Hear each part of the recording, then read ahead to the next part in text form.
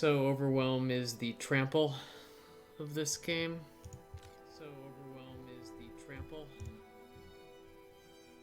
Alright. Can handle that.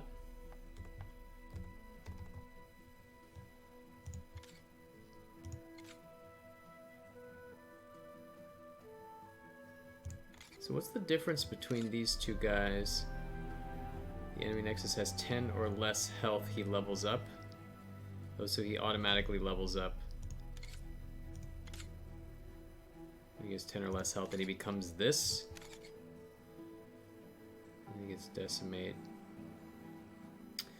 Deal 4 damage to the enemy nexus. Shuffle a Darius into your deck, which is this. Okay. Alright.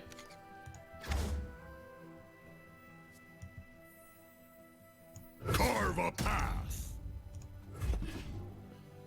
Sound the alarm. I mean, doesn't this just one shot? Right? Give an ally 3-0. I don't even need to, right? Because he's just gonna kill it. What? It only did 3? Oh, I screwed up. I looked at his attack, not his health. I'm an idiot. Okay. None shall I have to use this spell. So he blocks. Now I'm doing 6. I need to do 3 more. Okay. God, I was subtracting the attack. Okay, so that's 9 exactly. Stay safe. Low health defenders. Cool. What is that?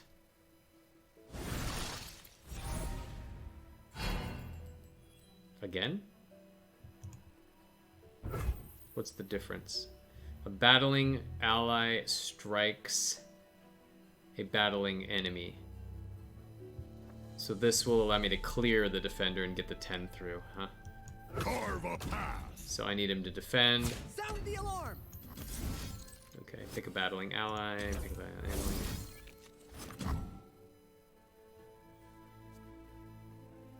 But wait. So that's gonna happen before combat, right?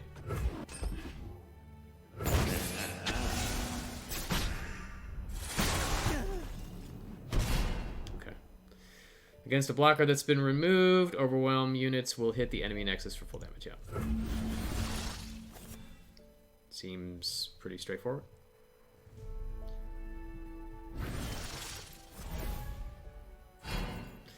Use what you've learned about Overwhelm to win this round.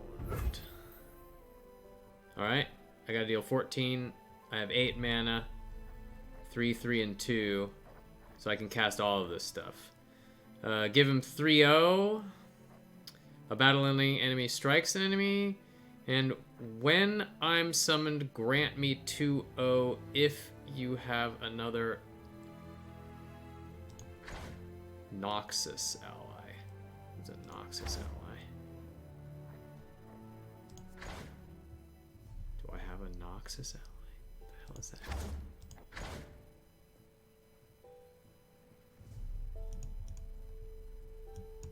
I don't know what that is, but so I guess I just play everything, right? Strength above all. When summoned, grant me 2-0 if you have another Noxus ally. Is this a Noxus ally? I need to play it. You can't play a minion while attacking or blocking. Oh, so I screwed up. Ready. Does that give... Okay, so that's 2-0. Who approaches? Alright, so I got 2 dudes. This is 11, and 3 is 14, so I have to get all this through. Okay. Noxus will rise. Chase them down. I have to get both through. Oh, this is cool. This shows how much damage you will do if you mouse over that. That's pretty neat. That's nice. Why is it doing -4? So it's 6. And then I mouse over that and I get +4. Why? Why do I get +4?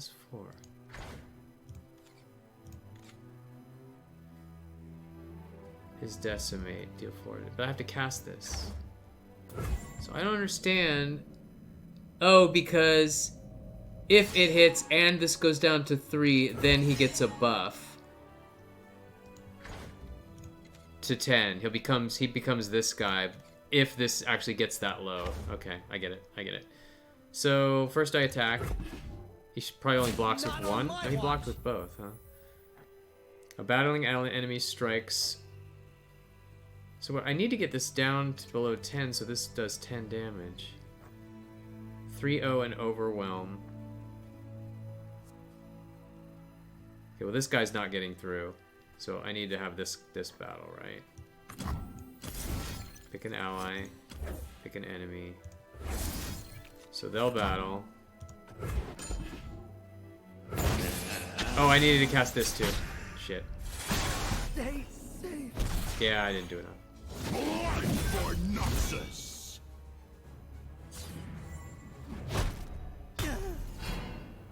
You'll need Darius to level up before he batters through the enemy defenses. Okay, so let's try that again. So I need him to level up, which means he levels up when this thing gets to 10.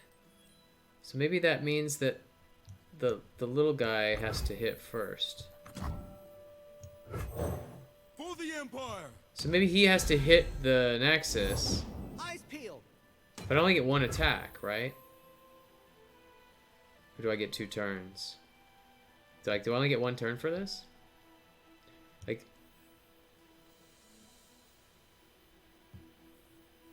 Move out.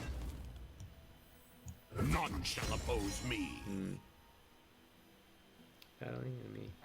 So give 3-0 and overwhelm. So if I do that...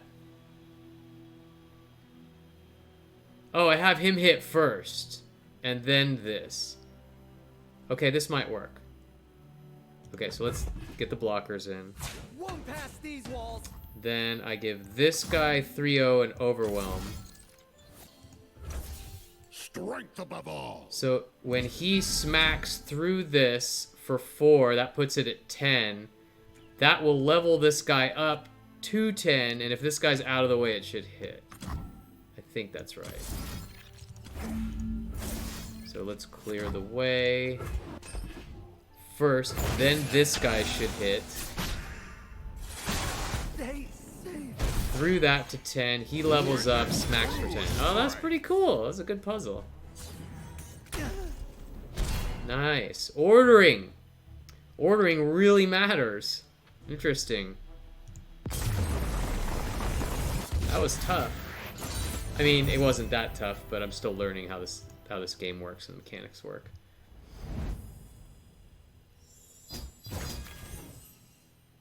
I like it. I like puzzles that teach you how to play the game. That's really cool. Very exciting. Duelist did the same thing. Duelist had a lot of really cool puzzles that taught you the mechanics of the game. Let's do the next one. Victory most elusive. Alright. Might want to go back and play some of the ones that I was just sort of going through, just following all the prompts. But we'll see. The amount of polish in this game is amazing. It's really, really, like, juicy and nice. It's pretty good. Can you use an elusive unit to win the round? What does elusive do? It can't be blocked by little guys, right? Can only be blocked by an elusive unit. Okay, so it's fearsome was the key word, that you can only be blocked by little big guys, 3 attack or higher. Okay, so elusive can only be blocked by elusive, so he's pretty much unblockable unless they have an eyeball icon on him. Does this guy have an eyeball icon on him? He doesn't. So nothing can block this.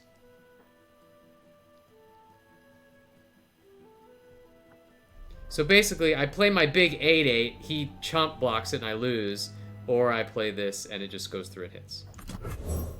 Oh boy, You can't play both. You don't have the mana to play both.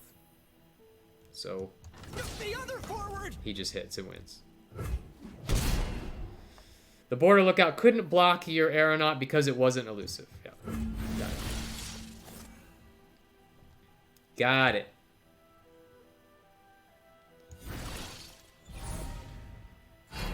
What's up with the, what's up with my stream quality? It seems really low. I'm looking at it on Twitch. Why is the camera why does it look so crappy?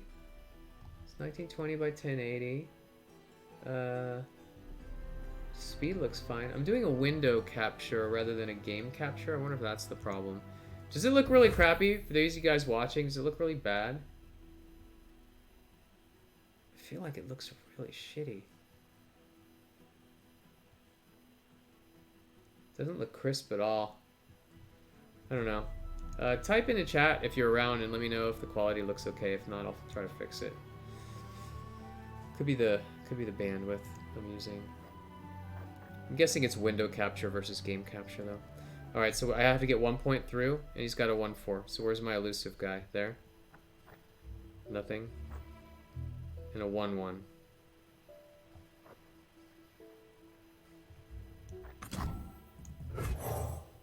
It works! Mostly. Okay. So he plays an elusive guy. Okay, so he's got one elusive guy, so I have to play the other one. So he can't block both. Forward! He can only block one. And he's dead. Multiple elusive units compose a big threat to an unprepared opponent. Yep. Yeah, elusive is pretty cool. It's a cool keyword.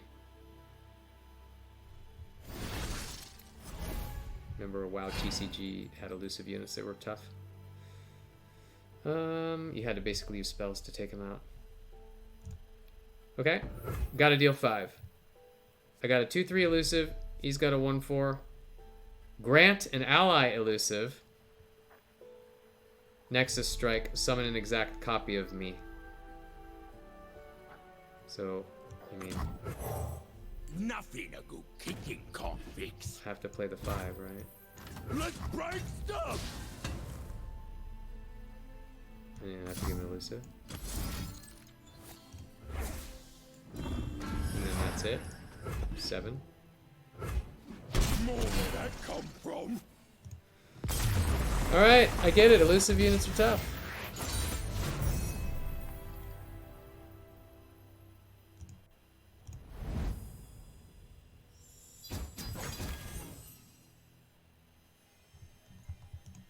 Unlock the prologue goodies.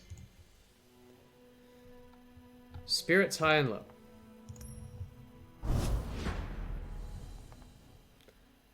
So far, the hardest one was that level the guy up mid-combat, then he hits. That was an interesting mechanic. Mulligan, Ephemeral, and Champions. Use your ephemeral units to win this round. What is ephemeral?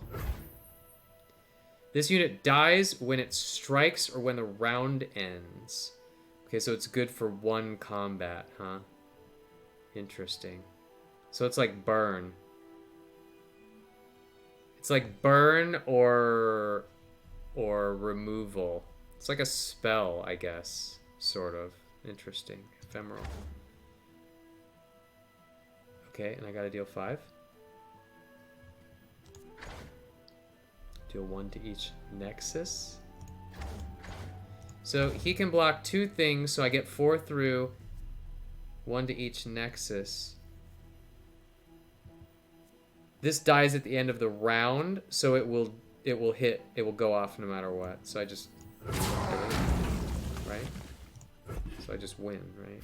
He blocks 2 of these, I get 4 through, and then at the end of the round, these things fire off and do the final 2. Oh wait, they kill me too. Shit. No, they don't. No, I'm only gonna take 2 damage.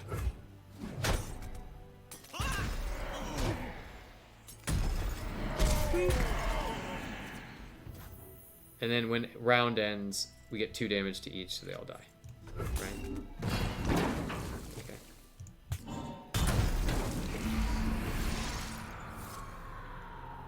Pretty cool. Pretty cool. Check out your spells and abilities and use them to defeat your opponent this round.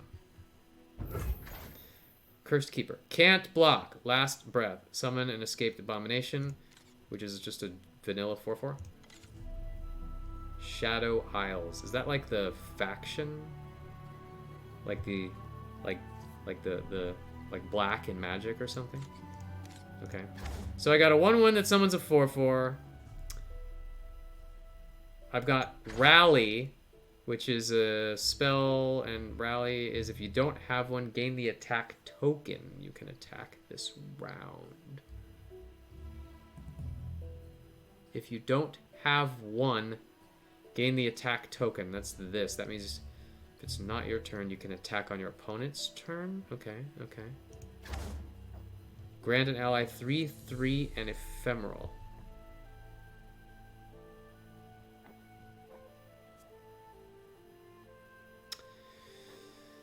3/3 and ephemeral, and I can use this as an instant, and they can't stop it. Grant ally 3/3 and ephemeral. So 3/3 means he dies at the end of the round when he gets 3/3. So that means I kill this. Okay, so I need to do that so he can't block me next turn. So I guess this is going to play out over 2 turns.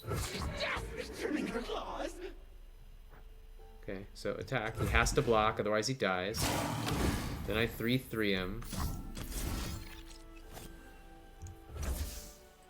Or I 4/4 him. Kills that guy. Is there any reason to cast this? Oh, wait. Rally. Gives me the attack token. Maybe I do that when it summons it. I get a second attack in the same turn. Does that work? So it summons a 4/4. So I don't have the attack token right now, but can I do this and get it back?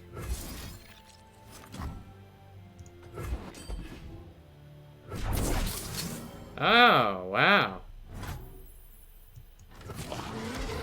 So it gives you a second attack phase in the same turn. Or you can use it during your opponent's turn to get an attack. That's pretty awesome. Granting an ally unit ephemeral can sometimes pay off. How did giving it ephemeral do anything? Oh, because that forced him to die. Otherwise, he would have just sat there at 1 health. But wait. I thought it had to get to the end of the round for ephemeral units to trigger. That was the end of the phase. Like, I hadn't even ended the round yet. It was still my turn. So that's weird. Maybe round is like the phase. Maybe that's what that means. That was interesting. Yeah, I need to better understand when ephemeral units die exactly. Use ephemeral units efficiently to win the round. 7 damage. 7 mana. To play me, kill an ally. This is the guy who summons a 4/4? Summon a Spiderling. A 1/1. Okay. Summon 3 Unleashed Spirit. What's an Unleashed Spirit? A 1/1 ephemeral. Okay. And when another ally dies, deal 1 to the enemy nexus. Alright, so I've got a 1/1. Is this ephemeral? He is not ephemeral. To play me, kill an ally. But what's the point? Like, I can't play him now. Right? Oh, kill an ally. Okay, okay. Ah, I see. So first, let's summon dudes.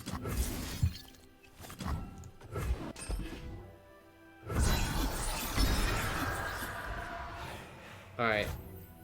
Then, when another ally dials, deal 1 damage to the nexus. Let's cast that. Oh, wait, this is a dude. So I just need to have him in play. I thought that was a spell. Okay, so now anything I kill goes there. Then, to play me, kill an ally. So I'll kill one of my dudes, which summons a spiderling. So I need to kill that guy to get a guy back, right? 1 damage to the enemy. Okay. And then I attack with everybody except this. Right? Oh, yeah. No.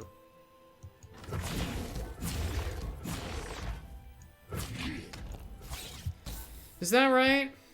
So, whenever an ally dials D1 to the Nexus, so he's going to block 4 dudes. 1, 2, 3, 4, 5. So he'll let through the 1/1. These will deal 4 damage. And then 1 is 5. What? Oh, but ephemeral. Ephemerals die at the end.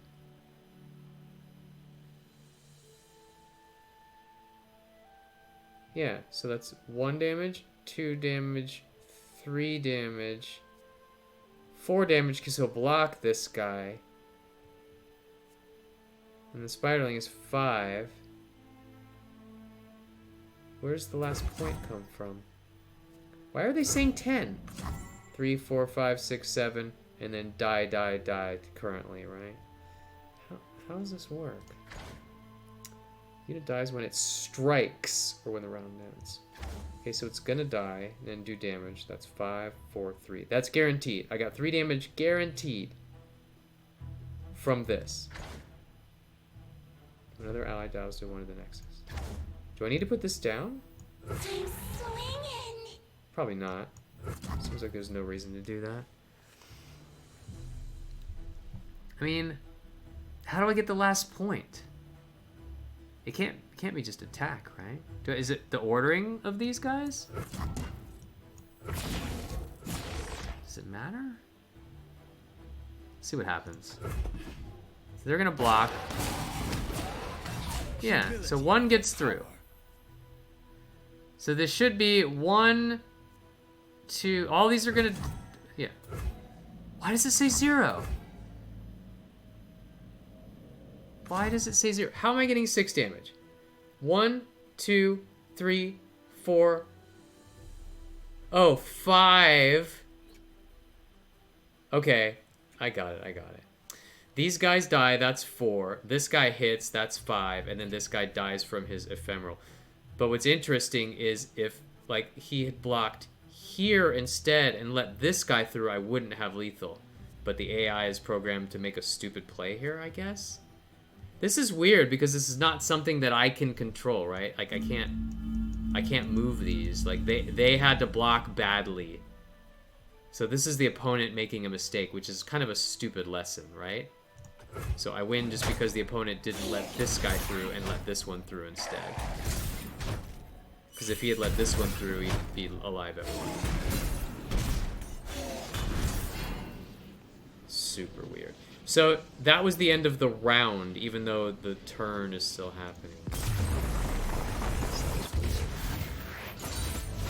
Okay, we won that because of they programmed the AI to be bad.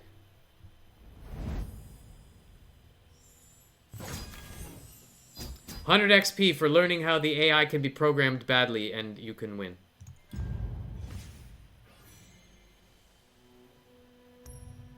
Gold Comfort. Cold Comfort. Let's check it out.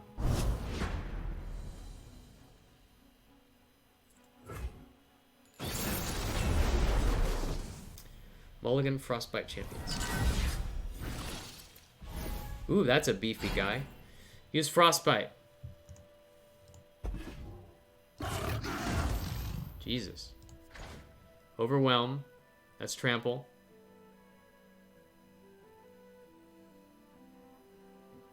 Seven, 6. Frostbite. Frostbite does... Okay. It zeroes his attack. Frostbite can neutralize powerful enemies.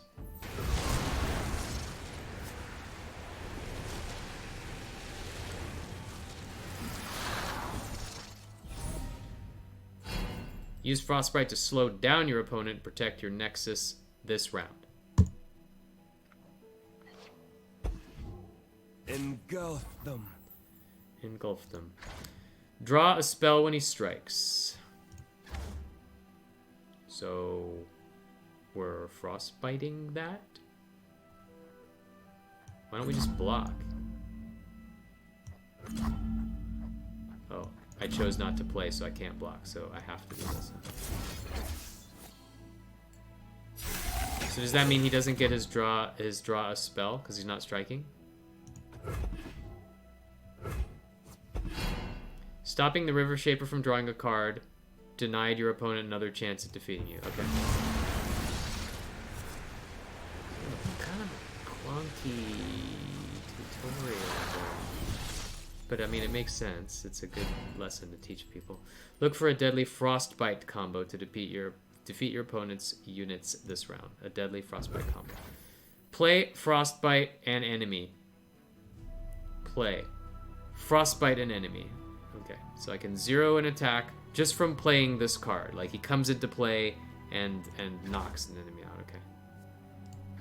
What is the bomb? Regen. Heals. Why is that not a heart? Why didn't they use a heart icon for regen? Why is it a bomb icon for regen? That's a really weird... Oh, that's a potion. That's supposed to be a health potion. Okay, that's weird. A weird icon. Okay, what is this guy? That's a big wolf. Alright, what do I got? Kill all enemies with 0 power, then frostbite all enemies. Okay.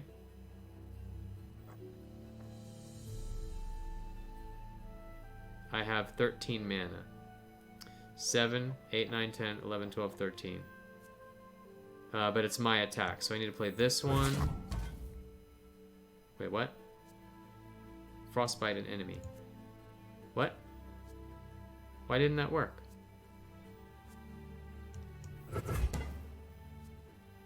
Play Frostbite an enemy.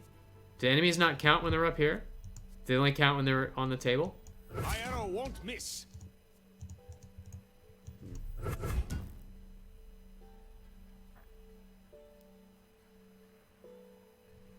I need to get my dude out. And if I play these two... Oh, I can still play it. Okay. No. If I play these 3 cards, I don't have enough mana for this. 7, 8, 9, 10, 11, 12, 13. I have exactly 13. So I have to play this.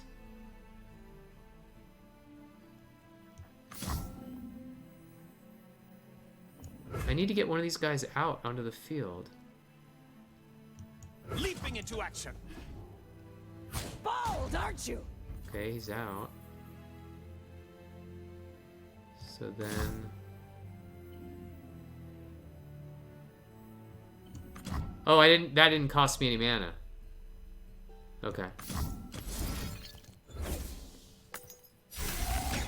It didn't cost me mana to play that, it was already out of my hand. Okay, got it.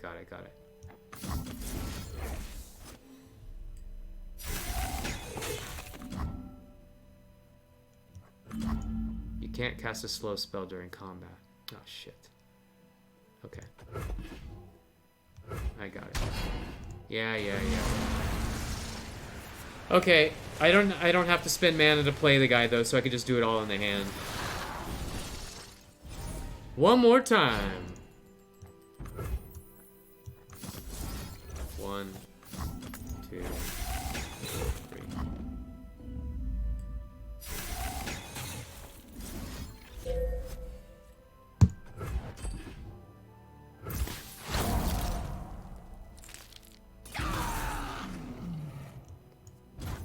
Arrows at the ready.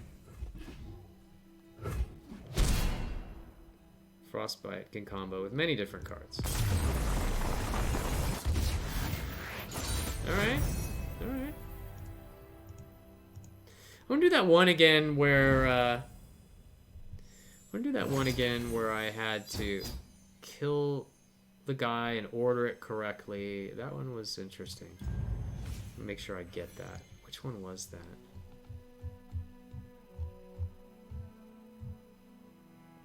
Is it Ice and Wind? It was Overwhelming Force, I think. I think it was this one. Maybe?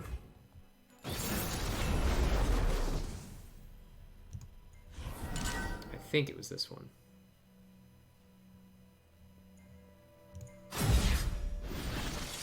Yeah. It's this guy. Power of Overwhelm. Yeah. Death by my hand. And give him 3-0. Actually, I don't have to do that. The correct way to do this is just to say, I'm going to beat you. What are you going to do about it? Then he commits his dude. Then I give it Overwhelm. Extra muscle never hurts. And he's dead. Stay safe. Okay. It was the third section of this. What's up, Mythical Brit? How's it going, man? Long time no see. How you been? How's the quality? Like when I look at my window on Twitch, it looks really like compressed or something. I'm doing good, man. I'm doing great. It looks good to you? Okay. It looks really shitty to me, and I'm not sure why that is. Maybe I got a low... I'm using window capture instead of game capture. I wonder if that's like stressing my system because I'm using my integrated graphics card rather than my dedicated card.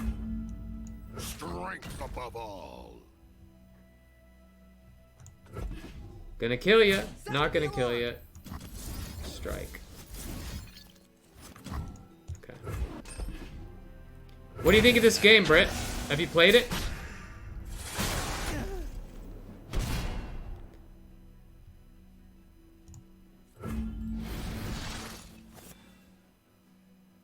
It looks pretty good. It's very polished. I'm still like wrapping my head around the mechanics and some of the interesting, unique things about the way this game works. Love it. Played the first 2 betas. Oh, nice. Oh, so you're already like well versed in this game, huh?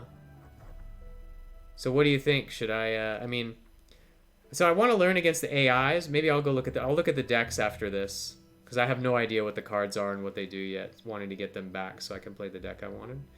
Got a bug that ate my card crafting resources. Ugh. Jeez, that sounds bad. Well, that's why it's beta, though, right? Alright, what do I need to do here? So We march. 6. Whoops. Ready. This was the most interesting puzzle, this one. Because I had to play this guy on the left, and then this guy on the... You can't play him left? So the order that you bring them out is always left to right, it looks like, huh? Is that true, Britt? So you have to think left to right, first to second. You have to think order of attack when you're playing the minions. Not, you can't, like... Yeah, that's weird. I wonder why they did that. Like, why can't you put something on the left? Is that... I'm sure they have a reason for that. Okay, so in order for this guy to level up, this guy has to knock this down to 10, so it has to do 4 damage. So I have to give this guy 3-0. Strength above Which all. threatens lethal, right? Okay, so now they have to block. Won't pass these walls. And then I remove this minion. It's because battles go from left to right. But why can't you, like, before they put their minions down and before you pass your turn? So when you're just deciding which units to attack with and you have 100% control and they can't do anything, why can't you put a minion to the left of another minion? Like, what's the harm in doing that? Maybe I just don't understand. Like, would that break the game if it let me take my guy from the ready bar and drop him on the left of another one? What's up, Conspicuous Compiler? Am I early for Friday Night Duelist? I like what you did there. Yeah, you're early, you're a little early for Friday Night Duelist, man. Nice to see you. What's going on? Probably just conforming to force the player's thought process. That makes sense. It just seems like, you know, like Like the Hearthstone Battlegrounds interface. If you've played that recently, the auto chess variant within Hearthstone, which is actually really really fun, I have to say. You put minions on the board and then you just sort of swap them around, you order them and stuff. I don't know, maybe they're making you commit, but you can pull the guy back. Like, the fact that I can do this... Okay, I can't now. Committed attackers cannot be moved. That's because I committed them. But before I committed them, I can pull them back. So, like, if I want to rearrange them, you know, I put the guy on the left, the guy on the right, pull the guy on the right back, put him back. Like, I can do that. It just feels like it makes me do extra actions to do what I want to do when I could just drag him on to the other side. I don't know. That just feels like a weird design decision, you know? Anyway, this works now, right? Because first thing happens is the clear. Second thing happens is the thing levels this guy up mid-combat, and then he goes through. That's a really, really cool interaction. I like it. This was the coolest of all the tutorials. Okay, let me look at the cards. Does everybody get the same cards in the tutorial? So, like, do I have the same cards everybody has, or did I get unique cards in my, how do I get to my collection? Rewards. Champion bundle. No clue, honestly. 2 cards. Crimson Aristocrat, common wild card. What's my common wild card? I don't know. I don't get to see it. Okay. So, do I have to click this again? Do I get another one? Do I get 2 of them? It's a weird interface, man. Okay, so now play games. Okay, now I gotta play more games. Okay, 8 of 11. Collection. I have 3 heroes.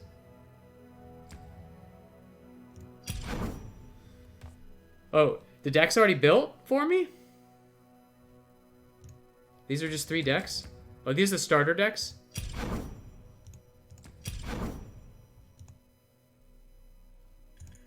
Okay, decks, cards. So here's all my cards. Show unowned. All regions. Regions are like the color in Magic.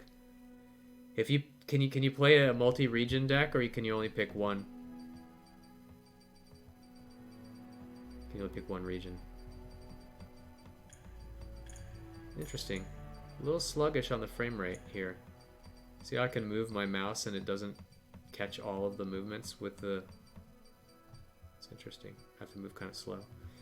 You can pick 2 regions per deck. That's cool. So what are boards? Okay, this is like the locations.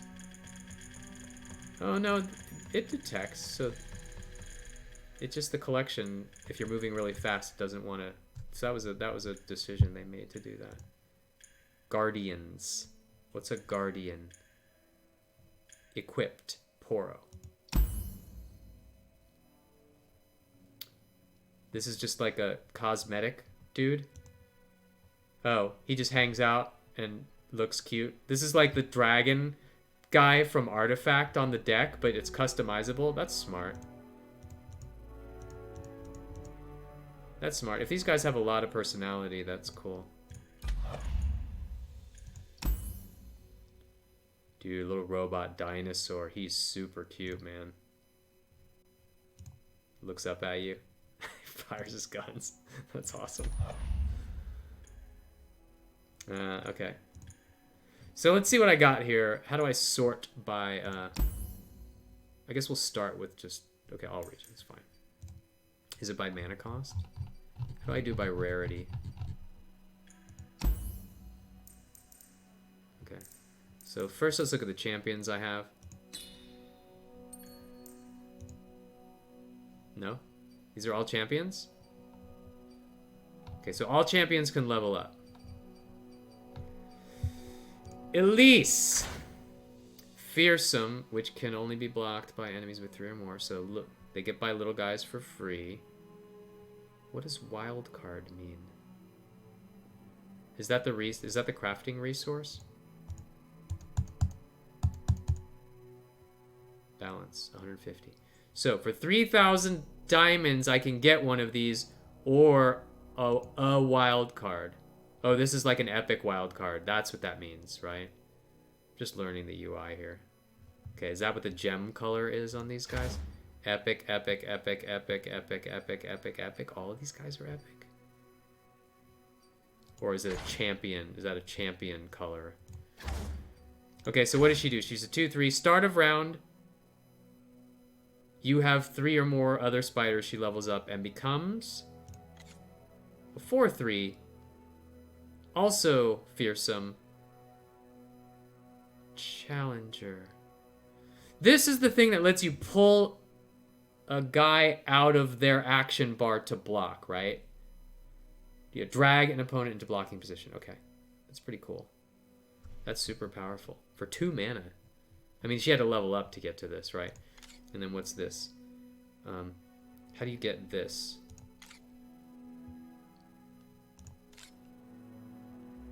Summon attacking spider. So what is this? Elise's crawling sensation. If an ally died this round, for 1 mana, summon 2 spiderlings, shuffle an Elise into it. How do you get this card? Like, what do you have to do to get this card? Like, when she levels up, does this pop in your hand or something?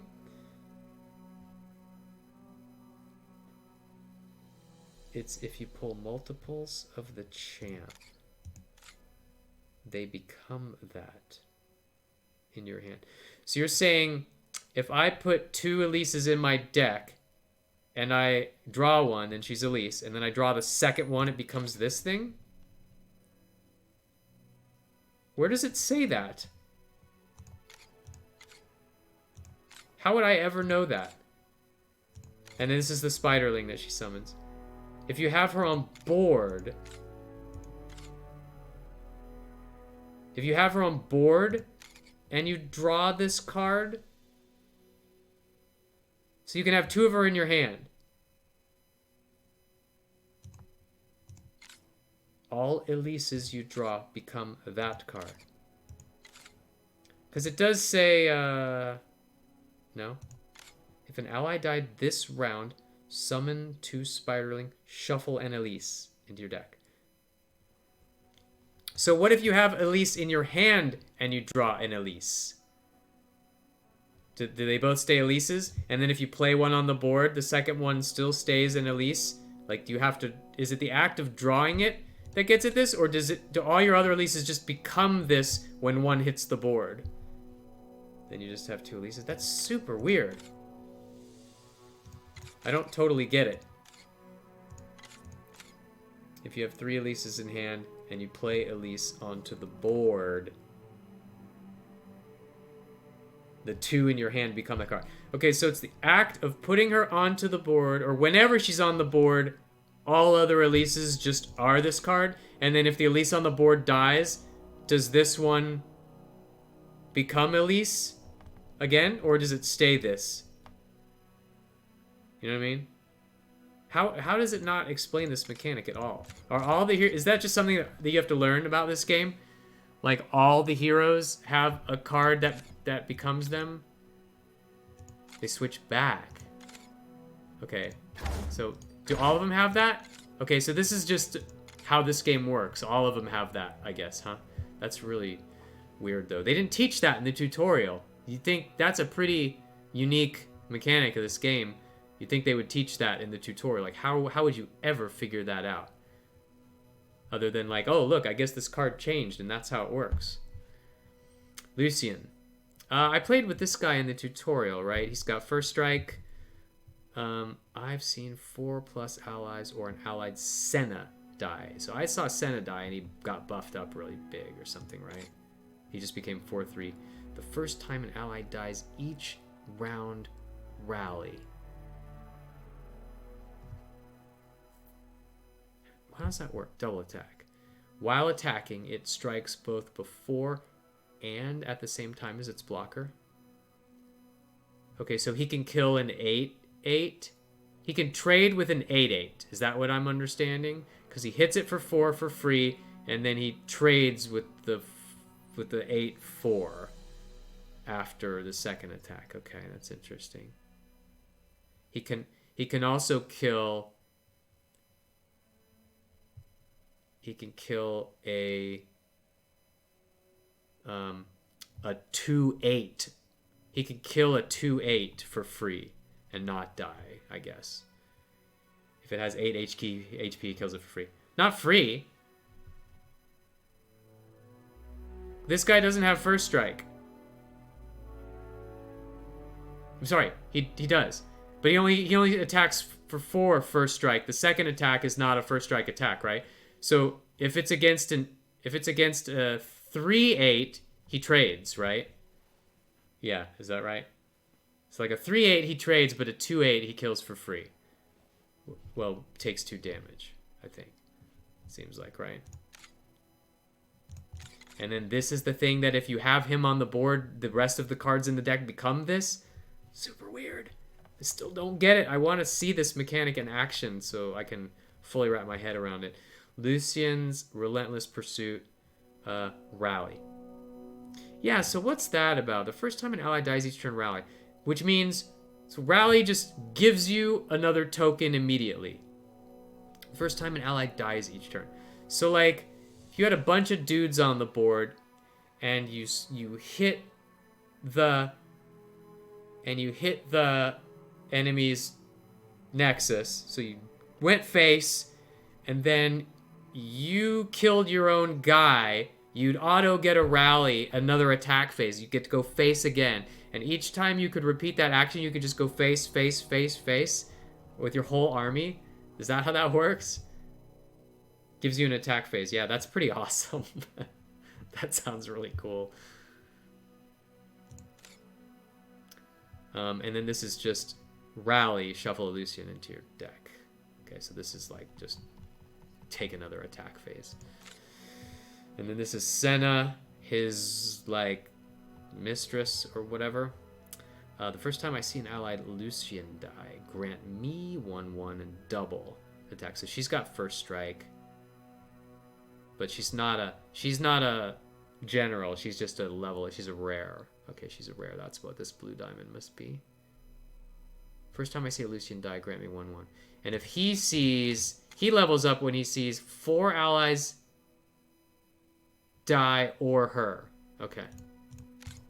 And then I just have to see this thing in action, this weird interaction between the champion and their like copy or whatever that thing is. All right, what does this guy do? Brahm. He heals and he pulls dudes and he's a 0/5. And if you block 10 damage, but he heals, so you just have to, like, you could block 4, 4, and 1 or whatever, and then he levels up and becomes a 0/7. So he still has no attack. But you can pull things in front of him that don't kill him, and then he regens at the start of each round. What defines a round? Like, I thought a round was an entire thing until the attack token flips over to the opponent.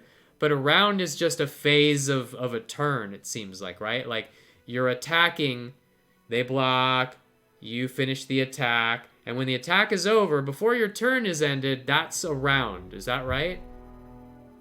Because the ephemeral guys die at the end of a round, but my turn hadn't ended yet and they all died. So I was like, oh, I thought a round was like a turn, but a round seems like a phase of a turn. Is that right? Okay, so he gets big and he summons a mighty Poro when he survives damage, which is this thing, a 3/3. Okay. Don't die, get a 3/3 overwhelm. Not bad. Is that a common, I guess, because it's green? And then your extra copies become Take Heart, Spell, 3 mana, grant a damaged ally 3/3, shuffle a Brahm. A damaged ally 3/3. So it's like the Hearthstone card. There's a Hearthstone card that gives a damaged ally 3/3, I think, right? I can't remember the name of it. That's that warrior card. And it's instant 3/3. So you can do it as a combat trick, which is pretty nice, and they can't stop it. And you get an extra Braum. Yeah, okay, that's interesting. Alright, next guy. Zed. Are these all of the... Let me show unowned. Oh, wow. There's more. Okay, I'll look at those guys after I go through the ones I have. Zed has a first strike.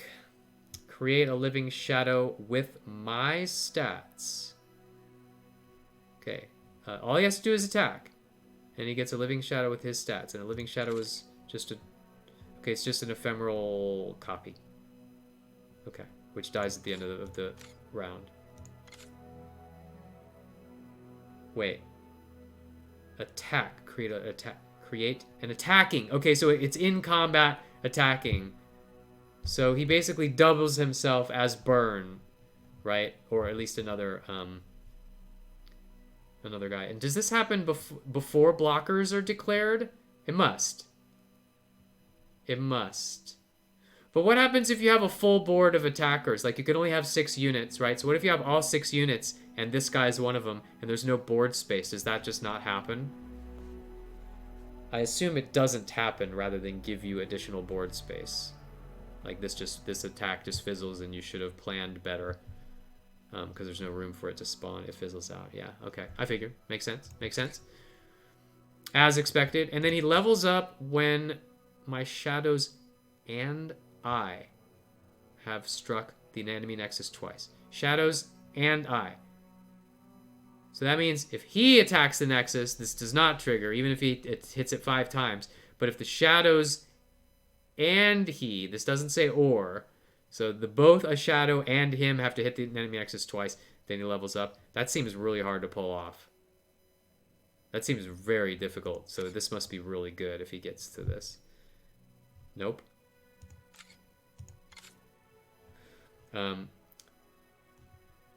He creates an attacking living shadow with his stats and keywords. Just an attack from him or the shadow. Counts as 1. Why doesn't it say or then? Why does it say and?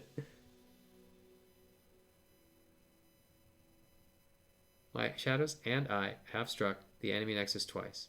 Oh, okay. Okay, I get it. I still feel like that's very badly worded. But I guess it's not. My shadows and I have hit the enemy nexus twice. Okay. So a shadow and I counts as 2. I count as 1. Shadow counts as 1. So how would I have worded that? My shadows or I have struck the enemy nexus twice total. Yeah, I guess it's weird either way.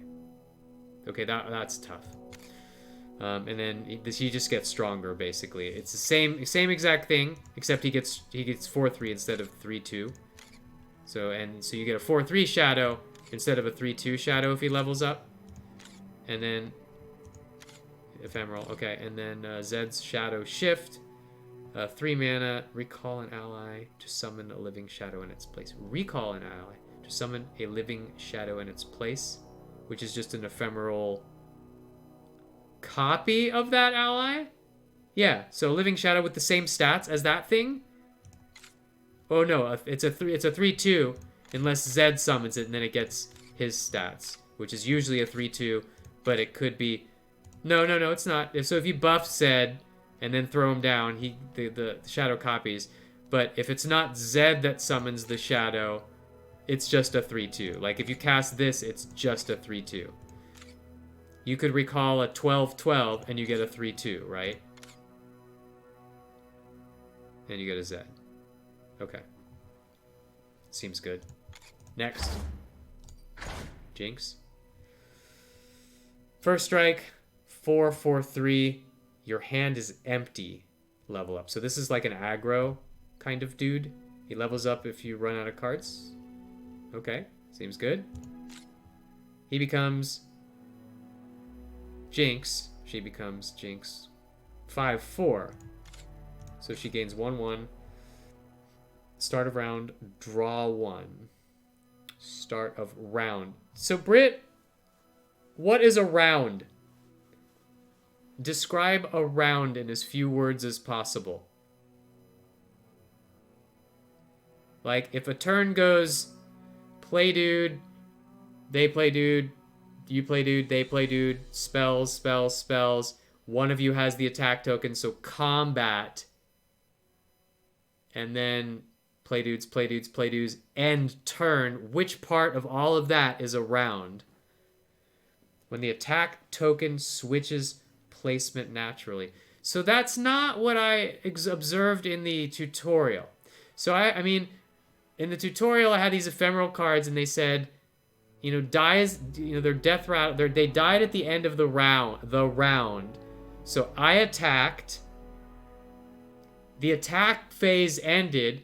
The attack token just flipped over. It didn't go to the opponent. It flipped over, but I still had it. That they called that the end of a round. That was combat ending. Oh, it did say when they strike. You're right. It did say when they strike. Okay, or the end of the round. Okay.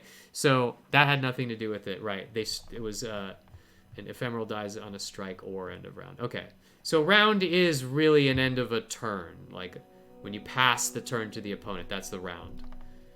Okay. So at the start of a turn, draw one. But any round, it could be your opponent's turn. So this guy gets a card, pretty much guaranteed unless he dies. The first time you empty your hand, each round, create a fleeting cards discard from your hand when the round ends. So you create a fleeting super mega death rocket. What's that? 2 mana. Wait a minute. Okay. 2 mana, deal 4 to the enemy nexus and 1 to all other enemies. Jesus. That's some burn right there. So every turn, the first time you empty your hand each round, create a burn card that AoEs for 1 and 4s the enemy nexus. That's pretty cool. That's awesome. And then the copy card, it's slow though. Because you only get to do it once per turn, right? Like 4 to you, and your dude has to, like, this is gonna be level up your hand is empty. This can happen when it's in your action bar though, right? So if you have this sitting in your action bar and you play your last card, like say it's a spell, it levels up in your you know, your action bar, and then every turn after that you get to 4 the enemy unless they kill this in your action bar. But it's like 4 to you, do some stuff, pass turn. 4 to you, do some stuff, they pass to you. 4 to you. It's not bad, not bad. Oh, I didn't see the copy card. Get excited to play discard 1. To play discard 1. So you choose a card and you throw it away. Deal 3 to anything for 3. 3 for 3. Shuffle Jinx into your deck. So it cycles itself, right? Because this was a copy of Jinx, who is now on the... Jinx has to be on the board, not in the waiting area. It actually has to be on the attack. Or is the board considered the waiting area? It probably is. So if Jinx is in the little waiting area but out of your hand, any cards of these that you drew or had in your hand become... any Jinxes became this. So it cycles itself back into the deck, basically. So if you had 3 Jinxes in your deck, and you play one, then you draw this one, then you deal 3 with it, it goes back into your deck as a Jinx. Okay. That's pretty cool. Garen. Regen. I hate this icon so much. I have OCD over this icon. This should be a heart. There's no reason this shouldn't be a heart. Anyways. 5/5/5 level up if he attacks. If he strikes twice. Okay, so the attack has to like deal damage twice. Okay, and then he becomes a 6/6. Start of round rally. Start of round rally. How does that work? So I finish my attack phase, he levels up. Then the attack flips over to the opponent, and this automatically rallies immediately. First thing that happens is I get the attack token and get to do it again. And then I get one more attack, and then that finishes. And then the opponent has the attack token, and then he finishes his round, comes to me.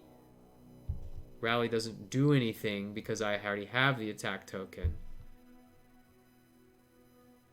But as soon as I end the turn... So basically lets you get an attack on your opponent's turn if this guy's in play. Sounds like that's how that works. Is that right? Am I understanding that right? And then the copy card. So he doesn't summon anything. The copy card. Garen's Judgment. 8 mana. A battling ally. A battling ally strikes all battling enemies. Shuffle Garen in your deck. A battling ally. So you got to have 4 dudes on the board. You pick one of them, and he strikes all battling enemies, but they don't strike back. So he does his damage to all the enemies. Like, you could do that with a Garen. Like, you got a 5/5 on the board, and you cast this card. You get 5 to the board. That's pretty good. Okay. So it's like Shadow Flame in Hearthstone that doesn't destroy the dude, basically, right? And I mean, yeah, he battles them. But I mean, if they have shields or something, it's not going to knock off the shield. It's just gonna, or it might knock off the shield, but it won't necessarily kill them. Okay, it seems good. Seems powerful. Seems like a control deck kind of a card. Whereas Jinx seems like aggro. Vladimir! Look at those claws, man. Is this supposed to be like Blood Elf from WoW meets Wolverine? Like, is that what that is? 5/5/5 for each other attacking ally. For each other attacking ally, deal 1 to it and 1 to the enemy nexus.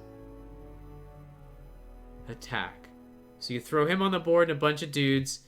They all deal 1 to the nexus regardless of what they are, but they also take 1. So if they were 1/1s, they would just die and hit the nexus. So like you pair that with those ephemeral deal damage when they die, and it doesn't matter how many blockers they have. And they have to block too, right? Well, no, they don't have to block. They don't have to block the 1/1s because he's going to deal 1 to it. Okay. And then he levels up when you've had 6 allies survive damage ever. 6. So 1 full attack phase. Wait, did you say all allies? Did you say all? For each other. So the most he can do in 1 attack phase is 5. So it takes 2 attack phases minimum for this guy to level up. And he regenerates, but what's the point? He doesn't really take damage from himself. For each other attacking ally, deal 1 to it and 1 to the enemy nexus. So he just gets 1/1. That's it? Oh, no, he gained regeneration. He gained regeneration as part of the level up. Okay. Take it easy, Britt. Nice seeing you. Stay in touch, man. I'd love to hear. You've been playing this game a lot longer. I'm just learning this. Today is the first time I've seen it. So I'd love to hear your opinions on it.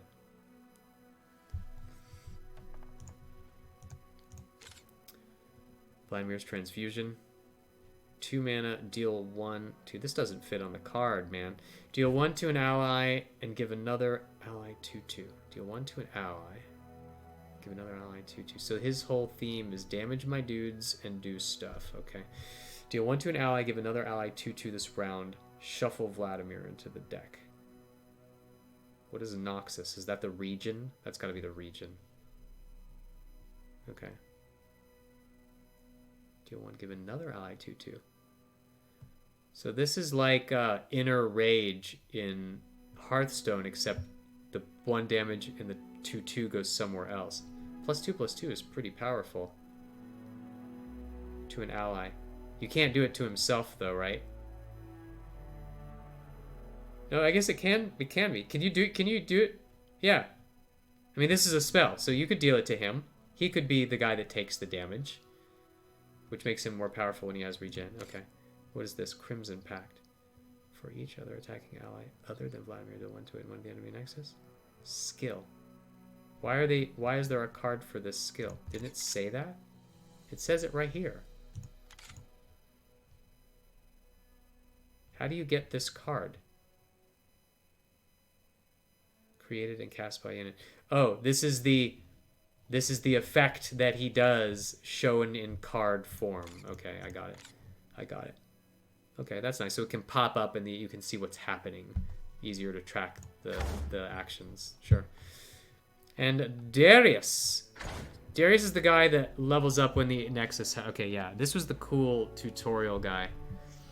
6'5", levels up when the enemy Nexus has 10 or less health, but he doesn't ever level down. So all you have to do is get the Nexus to that and hit him on the board, and he levels up to 10-5, right? Yeah, he gets +4 attack. Still got Overwhelm. And then his copy cards become this. Deal 4 to the Nexus for 5 Shuffle Darius. So it's just burn. So it's just a slow burn. Okay, makes sense. Lux. She's cute. Barrier. Negates the next damage the unit would take. Lasts 1 round. Ever? It lasts 1 round ever? Or it recycles every round? Like, so damage hits her, it knocks the barrier off. Does the barrier refresh? Do you guys know? Does the barrier refresh at the next round, or is it just gone once it's gone? It'd be nice to know. I've seen you cast 6+ mana worth of spells, then create a fleeting, discarding at the end of round, final spark in hand. What's a final spark? A 0 mana 4 to an enemy unit. Holy crap, that's good. Overwhelm. Jesus! Not only does it kill stuff for 0, but it tramples that damage onto the Nexus. Holy crap. That is insane. That is so good. Fleeting final spark in hand. Okay, wow. And then she levels up when you've cast 6 mana worth of stuff. That's easy to do if you're a control deck, probably. When I see you spend 6+ mana on spells, creative. Oh, you get one of those. Wait. That's the same thing. So there's no difference. She has the barrier. She has the barrier. The only difference are the stats between these two, right? And the really cool art. So she gets +1/+1. Okay, and then her copy cards are Prismatic Barrier. Give an ally barrier this round. Shuffle a Lux. Okay, so you get a 3 mana, you give a Divine Shield to somebody. So I just want to know if the Divine Shield is if it refreshes itself or not. Let's look online. Legends of Runeterra Barrier. What is Barrier?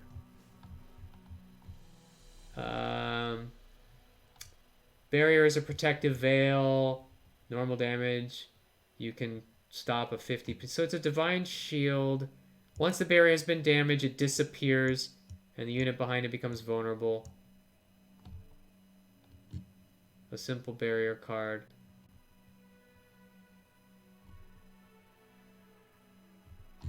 Okay, so it's just a one-time barrier, right? No! The card itself boasts the keyword 9 attack power. Okay. Blightsteel formation takes allies with the pumping plate. All other allies get barrier from then onward. Every time you drag Blightsteel formation into the offense, your allies receive barrier again. That's different. Okay, so it's just Divine Shield. It's just Divine Shield from Hearthstone, it looks like. Okay. Next. So she looks like one of the best that I've seen. She looks awesome. That looks really, really good. Super, super cool. Tryndamere. Tryndamere. 884 overwhelm if I would die level up. Okay, so he smashes into something, probably kills it, and then levels up to a 9-9 overwhelm fearsome. So, okay, he's pretty good. Pretty cool. And he's already got overwhelm, so if he smashes into something with not a lot of health, it's gonna hit the Nexus. That's pretty cool. And then his copy card is Battle Fury. Hey, Silver. Over here, not sure how to say the name of the Riot CEO's character. Oh. This is the Riot CEO. Trindamir, like you said last. Okay. He's the Riot CEO. I didn't know that. I probably should have known that. I know a lot of people who work at Riot, but I didn't know the CEO's name. That's cool. Thanks for the clarification. I need to see this copy card in action. Why is there no tutorial that teaches you the mechanic of drawing the copy card? That's just... That seems like a really big whoops on the tutorial for me. If I didn't have Brit here, I would have waltzed right into a battle, wondered what the hell happened with this card and how it came into my deck, and thought it was like Artifact, where you get your hero card and a copy of spells that come with the hero. Like, and that sounds like it's not how it works, which is just weird. Grant an ally 8-4. Not 8-4 overwhelm, just 8-4. That's too bad. Shuffle the Trindamir in your deck. Okay, for 8. Jesus, that's beefy. Alright, let's look at the unowned. See what I'm missing here. Teemo! It's a creepy panda guy. Nexus Strike. Okay, when you hit the Nexus, plant 5 poison puff caps on random cards in the enemy deck. What's a puff cap? Poison puff cap, 1 to the Nexus. Okay. So when they draw it. Yeah. So it's like a bomb in Hearthstone for 1. You've planted 15 plus poison puff caps. 5 when you hit the Nexus. So you gotta hit the Nexus 3 times, basically, to level up. 15 puff caps is a lot. Like, this is aggro. Jesus Christ, he's a 1-1. And then he levels up if you get 15, but he becomes a 2-2. He becomes a 2-2. Elusive 2-2. Okay, elusive 2. Look, he's so cute! Double the poison puff caps in the enemy deck. Holy F. How big is a deck in this game? Is it 30 or 40 cards? I guess I should make a deck and see. A deck is 40 cards. Okay, and you double your 15, you get 30. Does it keep my... Ah, I cleared my filter. Weak. Champions. Show unowned. Okay, so that's Teemo. He's hilarious. Draven. Do you play this, compiler? You like this game? What do you think of it? First strike, 3-3. Play or strike. Create a spinning axe in your hand. 0. You have to discard to play it. Give an ally 1-0. Jesus, you have to discard one to play it, though. Play or strike. So every time you attack, you get one. Is there a hand limit in this game? Because that could get out of hand. I sadly did not get into the closed beta, so I haven't played it, but I've watched folks play. Okay, cool. Looks interesting and very polished. So the level up, which is I've struck twice with a spinning axe. So I've discarded 2 cards. I've struck twice. You mean cast the spinning axe spell? No, give an ally 1-0. He has it, so you gotta play it on him. You gotta play it on him and hit something twice, discarding 2 cards in the process for him to become a 4-4 first strike overwhelm. That seems really crappy, unless I'm missing something. It's very shiny. It feels a lot like... I feel a lot like Final Fantasy VII when you're casting Knights of the Round. Every battle, you're spending half your time with FMVs. Because dudes are leveling up and stuff, right? And those are really long. Yeah, I've seen that. Right, but everybody's in the ooh phase, and we're not at the I've seen Knights of the Round 45 times and I am effing sick of it phase yet. So we'll see how that plays out. It seemed like, despite having built-in mechanics that supposedly give a defender's advantage, like MTG, that aggro decks were generally more powerful. I mean, every card game favors aggro decks in an unknown meta and a new meta. Like, that's always the case until people start figuring out what's going on, and then control decks start taking over, unless the aggro decks are actually overpowered. But in any balanced meta, when there's a new meta, it's always favoring aggro decks, right? Like in every TCG or expansion I've ever played, that's been the case. Okay, this guy sucks. And unless I have no idea how to evaluate these cards, he seems just really bad. I mean, unless like, oh, you have a ton of extra garbage cards in your hand that you don't need, and this lets you cycle them, like, yeah, sure. Or this turns them into something. But the 1-0, just, I don't know, man. What is this? Oh, this is his copy card. Whirling Death for 3. A battling ally strikes a battling enemy. This seems good. This seems really good, but you got to draw the copy card. How many? Can you only put 3 of a card in the deck, so you only get 3 of these? I assume, if they copied most other CCGs. A Shay. Attack, Frostbite the strongest enemy. That's just putting her on the board. She frostbites the strongest enemy. But that enemy has to be on the field, or can that be in the waiting area as well? No, it would have said defending enemy, so it could be anywhere, right? If you frostbite 5 or more enemies, which just means you attack 5 or more times with something on the opponent's side of the board, you get a crystal arrow next round. 2 mana, frostbite an enemy, then frostbite enemies with 3 or less health. Draw 1. Holy crap. And you get that for doing what? 5 or more enemies and she levels up. Enemies with 0 power can't block. Okay, so no walls. And her copy card is Flash Freeze. Frostbite an enemy. Shuffle an Ash into your deck. Frostbite an enemy. Okay. Sure. Okay. Seems alright. Seems control decky. Control decky. We saw Jinx. Shen. Support. What does support mean? Attacking with a support unit will buff the unit to its right. Support. Give my supported ally barrier. So that means if there's something to the right of me, give it barrier. Okay. Hashtag positioning matters. Okay. Hashtag positioning matters. That's what this is.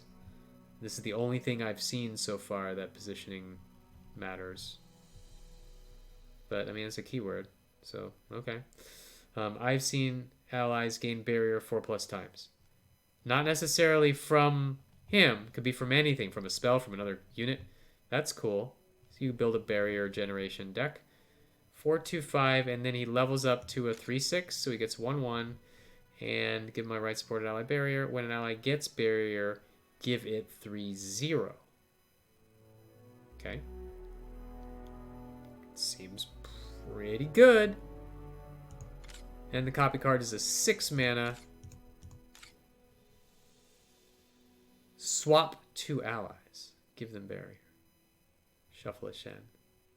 Swap them. So that you could do that burst. So you could do that during combat after blockers, and then you're like, whoop. Okay, that seems pretty cool. That's a combat trick that I can get behind. That sounds awesome. Sounds fun. Sounds fun. That's, wait, that was Shen. Yasuo. First strike when you stun or recall. Recall is sap, right? Yeah. When you stun. So stun throws it off the board back into... Throws it off the board back into the waiting area. Or sorry, off the battlefield into the waiting area. Or if it was in the waiting area, you can't pull it down. Recall throws it back into the hand, right? Yeah. Okay, so it's sap and freeze, basically, right? Deal 2 to it. I deal 2 to it. When you stun her, I deal 2 to it. Okay, when you got to do 6 units. So you got to have a lot of stun effects. And so alone, this doesn't stun. You have to have support cards for him that stun or recall. So you got to build a deck around that. He's got first strike, and he gets +1/+1. Same thing. Oh, and then he strikes it. Instead of 2 to it, which is half his attack, he does whatever his attack is, which is 5 in this case. And if you buff him, it can be more. Yeah, that's pretty awesome. And then his copy card is Steel Tempest, stun an attacking enemy. Shuffle a Yasao into the deck. Okay. So you never run out of these. Unless you play them as Yasao and he dies. That's the only way to consume these cards. But once you have Yasao on the board, any other Yasaos you draw cycle infinitely. As long as you cast them before they turn back into the dude. Got it. Got it. Got it. Heimerdinger. Another cute little kitty character. 5/1/3. This guy must be awesome with those garbage stats. When you cast a spell, create a fleeting turret with equal cost, but it costs 0 this round. So you get a free turret, and if you don't use it, then it costs more. No, it says fleeting. So wait, what? What? You get a fleet. What's a turret? Holy crap!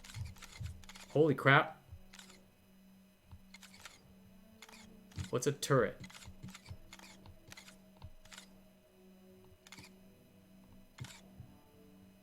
What's a turret?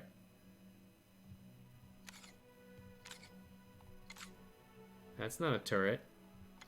That's not a turret. MK3, MK4, MK5, MK6, MK7, TX. What the F is a turret?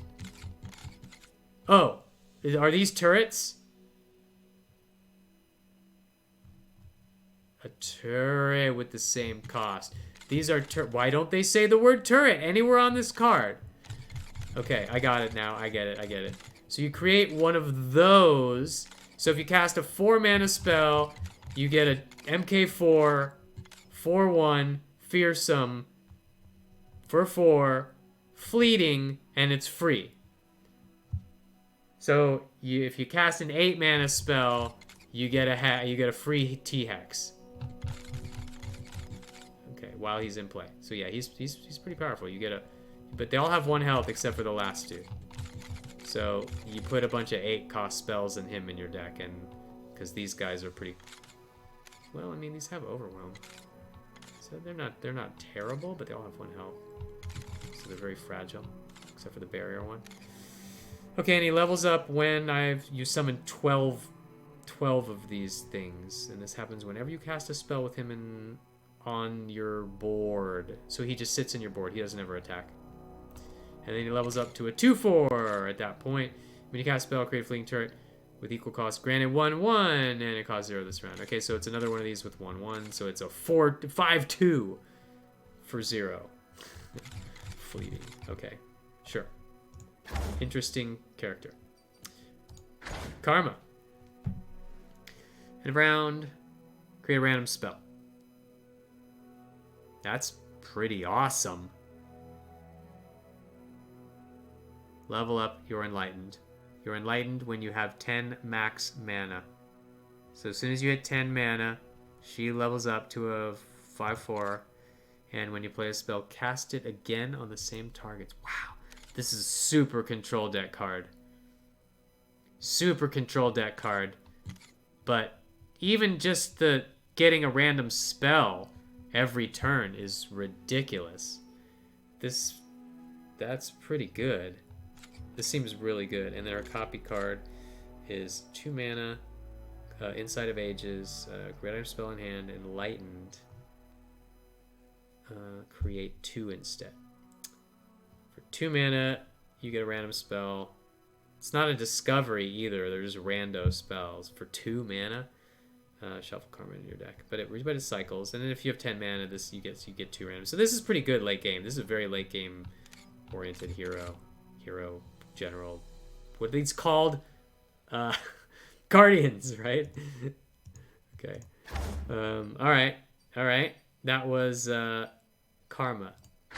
Thresh.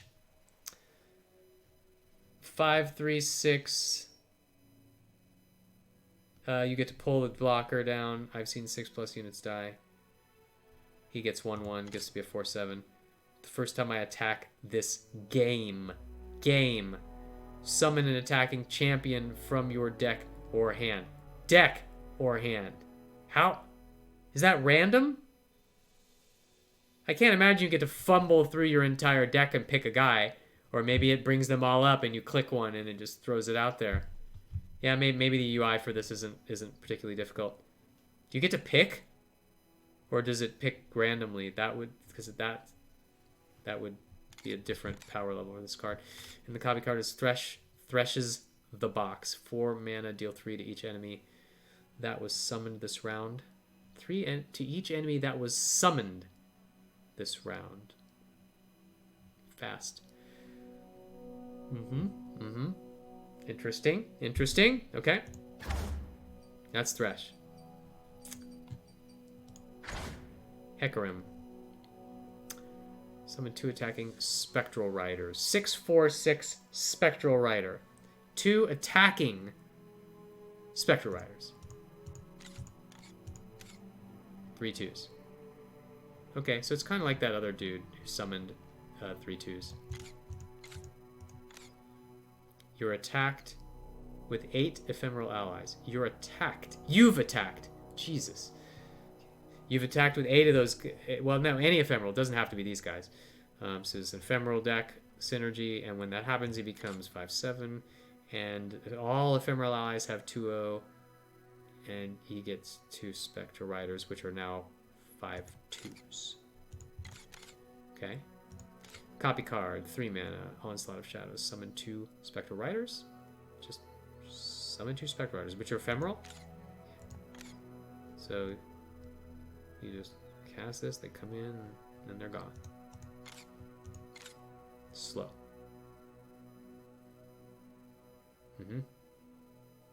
Alright. Seems good.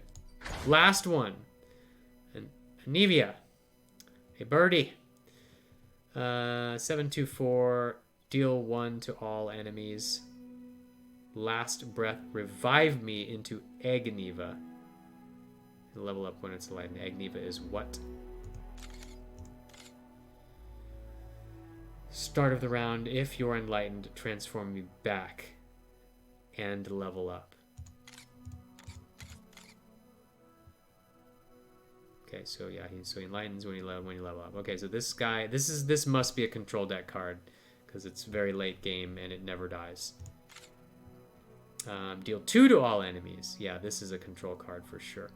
2 to all enemies. Revive me, transformed into Agni. Yeah, sure. When he attacks, 2 to all enemies. Okay. What are these? Oh, this is the effect of the thing that he does, which is either 1 to all or 2 to all if he's leveled up. Aniva's Harsh Winds, 6 mana, Frostbite 2 enemies, 2. That's weird. Why is it not an AoE? Seemed like that would be an AoE, but yeah, okay, all right. Frostbite, 2 of them. All right, we've been through everything. Let's see the other cards we have. How many epics do I have?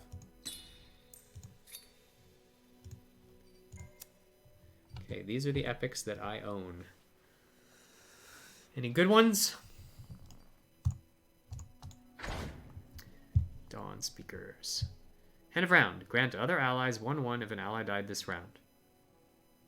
End of round. It's alright. Other allies 1/1 if an ally died this round. Seems good in an aggro deck, maybe? 3. The Undying. Cannot block. Last breath. Revive me at the start of each round and grant me +1/+1 for each time I've died. That's interesting. So you throw him onto the combat field. They probably don't want to block him, so they either take 2 every turn, or they block him and know that they have to take 3 next turn, which is a net loss gain.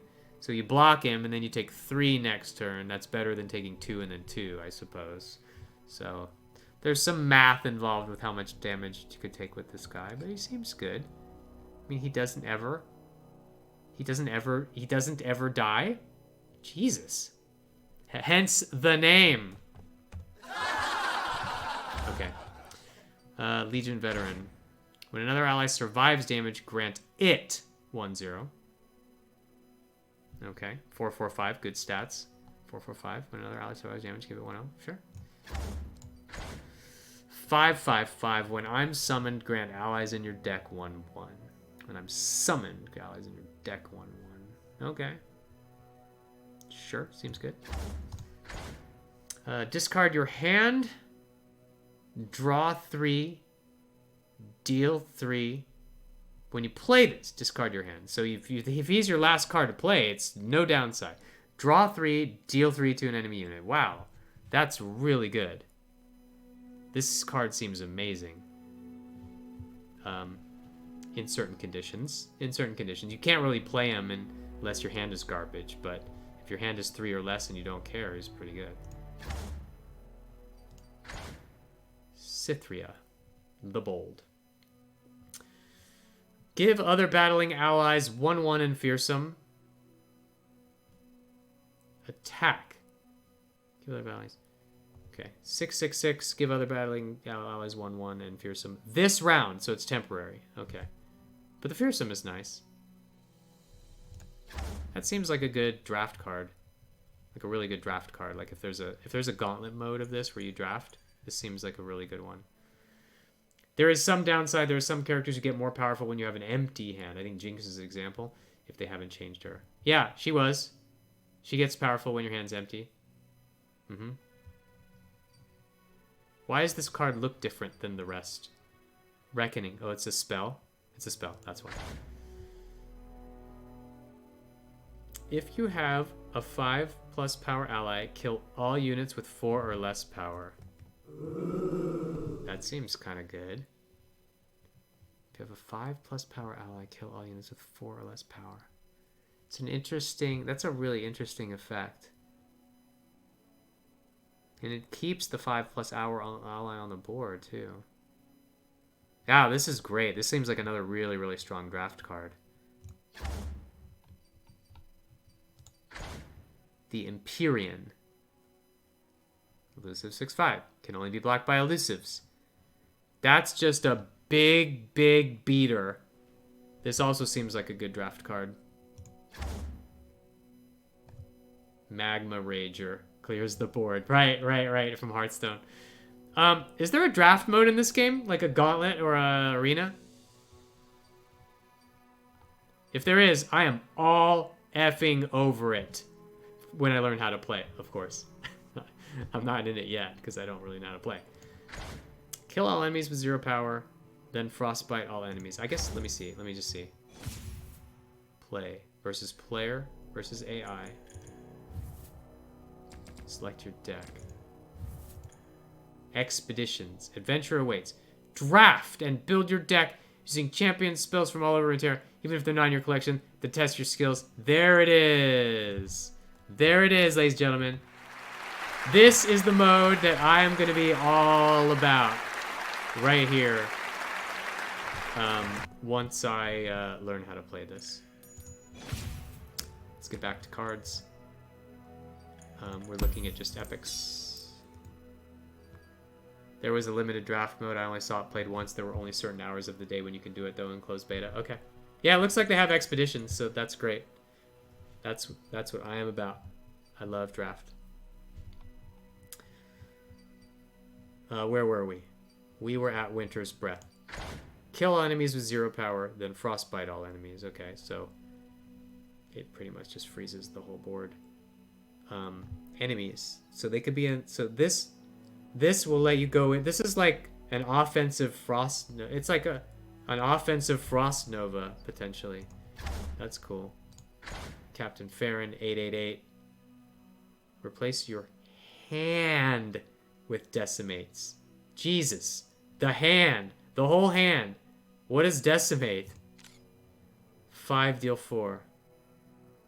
Okay, so it's like we're ending the game in however many turns we got here. Sure. Why not? If they deal with this, though, and they have healing, you're effed. This is an all-in move. I don't know if he's that strong. Hard to say. 8. Judgment. Battling ally strikes all battling enemies. Oh, yeah, I saw this. This was on a hero, too, right? A battling ally strikes all battling enemies. And they don't strike back, as far as I understand. So this is like a your damage to everything on the board. Progress state. Draw 3. Reduce the card by 1. Cost by 1. Okay, sure. So this is lay on hands, basically without the heal. And the reduction. The Ruination! Kill all units. Okay, Wrath of God, huh? Got it. And I have one! This is cool. Alright, what do I not have? What do I not have? Wow, there's not really that many cards. I mean, we're in Epic, but... Silent Shadow, Seer, Nexus Strike. You hit the Nexus, create a copy of me in hand. 2, 3, 1. Elusive? Oh, wow. Ephemeral. Oh, okay. So, it's a combat Frostbolt. Right? It's a combat Frostbolt for all intents and purposes, because there's probably not that many elusive units. I mean, I don't know. We haven't looked at commons yet. But if elusive units aren't that common, it's a regenerating Frostbolt. And you could get a lot. Oh, if you get 3 of these on board and they all hit, then you get 3 copies. Whew. Wait. When the round ends. Hold on. Create a copy of me in hand. So, I have 2 of them on the board. They both hit the Nexus. I get 2 copies in hand. They're ephemeral.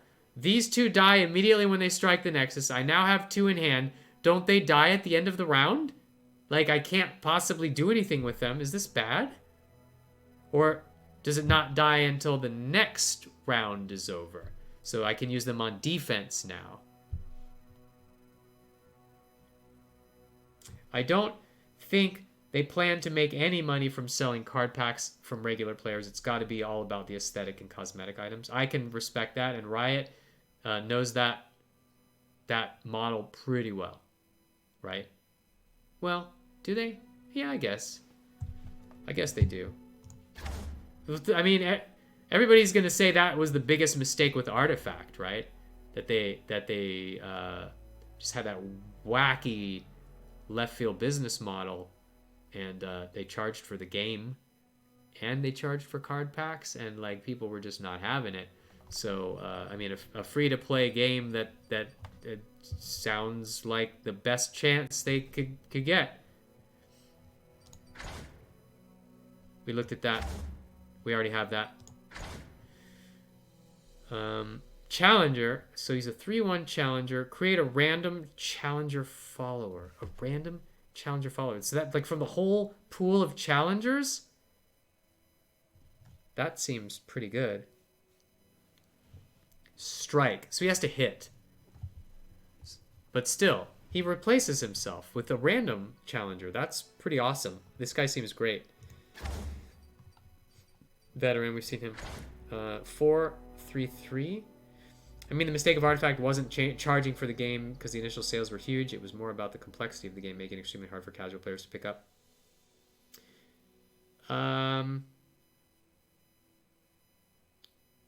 So, while I agree with you that the complexity was a mistake, and it certainly led to it was a barrier to accessibility, I don't think it was the mistake.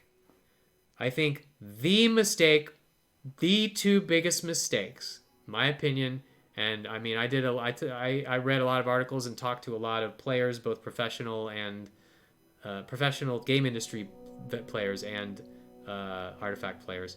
And the two biggest mistakes that I agree with this, were the business model and the lack of a solid metagame. Like a ladder. The lack of a ladder. Like they had no ladder. They had nothing to work towards.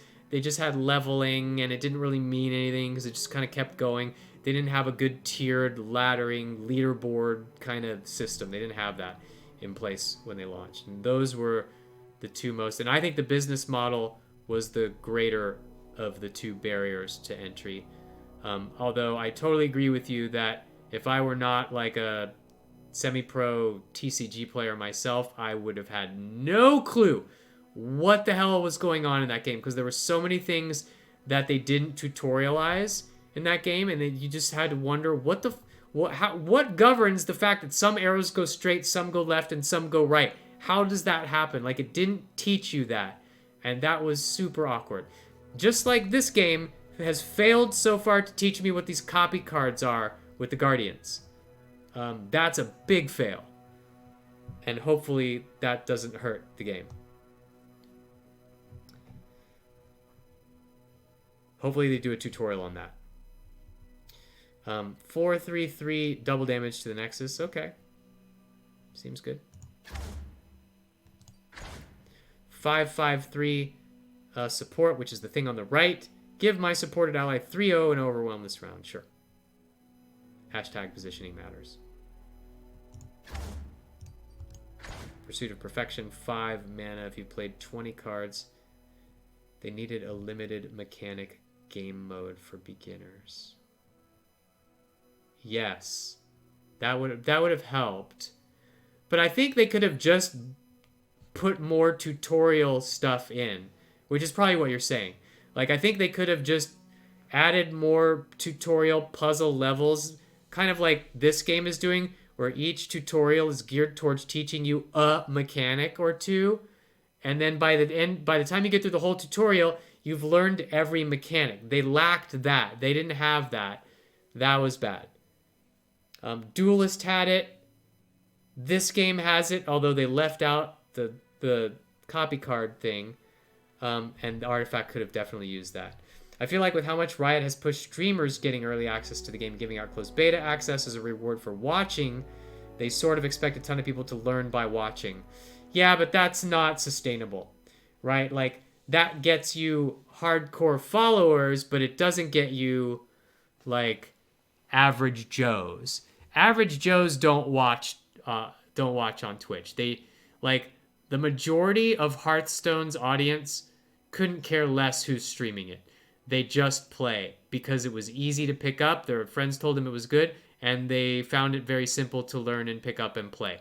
You have to, as a design discipline in games, you have to make yourself accessible, and you can't count on streamers like that. Like, sure, that's one, avenue to new players, but you have to be able to say, like, imagine your marketing push. Like, you put a TV commercial on, or you get an ad on Facebook. It's like, play Legends of Runeterra, the coolest new card game. And someone goes, oh, that sounds cool. The art looks pretty cool. Play. Like, they have to be able to learn it and pick it up and think it's easy. And if you can't, then it's going to be another Artifact.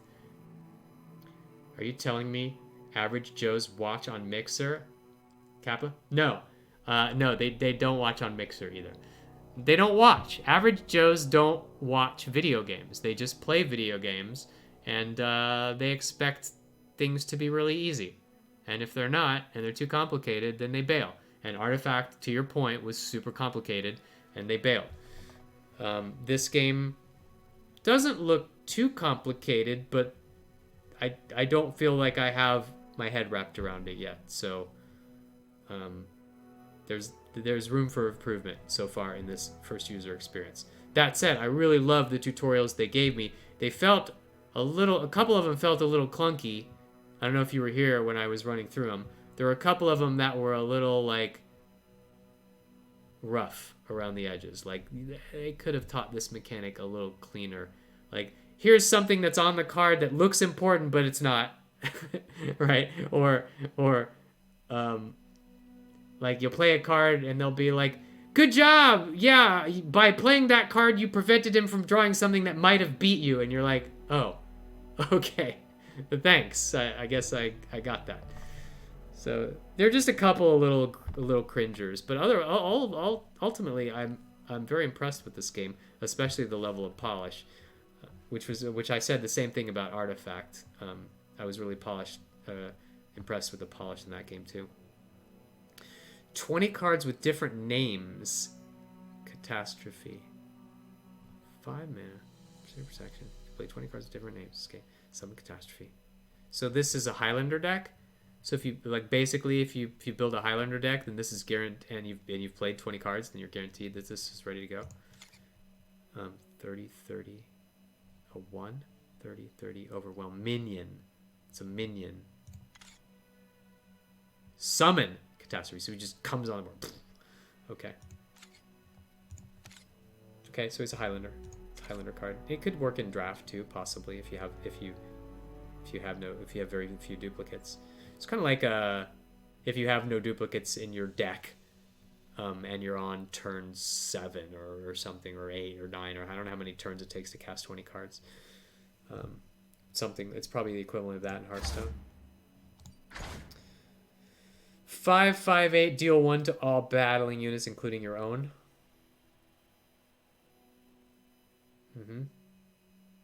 Sure. 6/0/12. Attack, grant me 4/0. So on defense, he's a wall. On attack, he's a 4/12.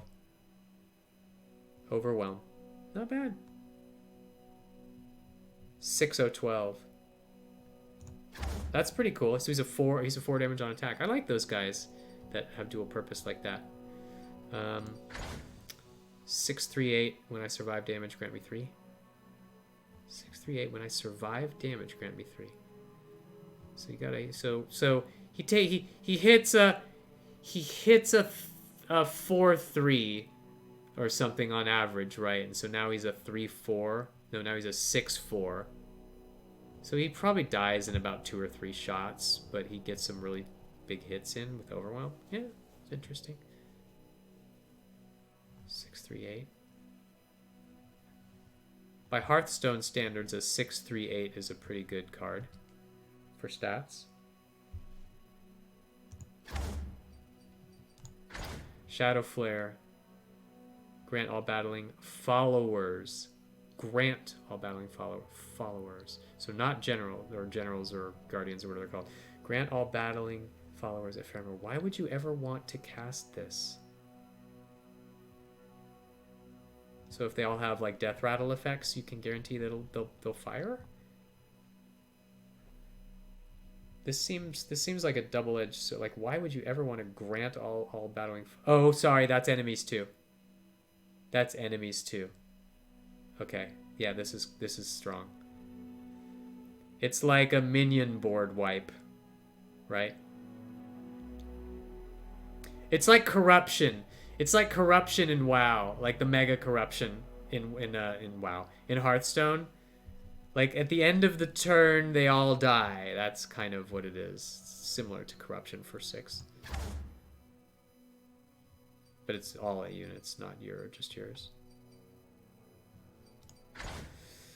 Rasa, the Sunderer. Sunderer. What is this? Is he like a plant? Rasa, fearsome. Can only block with 3. 7/7/5. Kill the 2 weakest enemies if an ally dies. Oh my god, that's powerful. Kill the 2 weakest enemies if an ally died this round. This seems so good.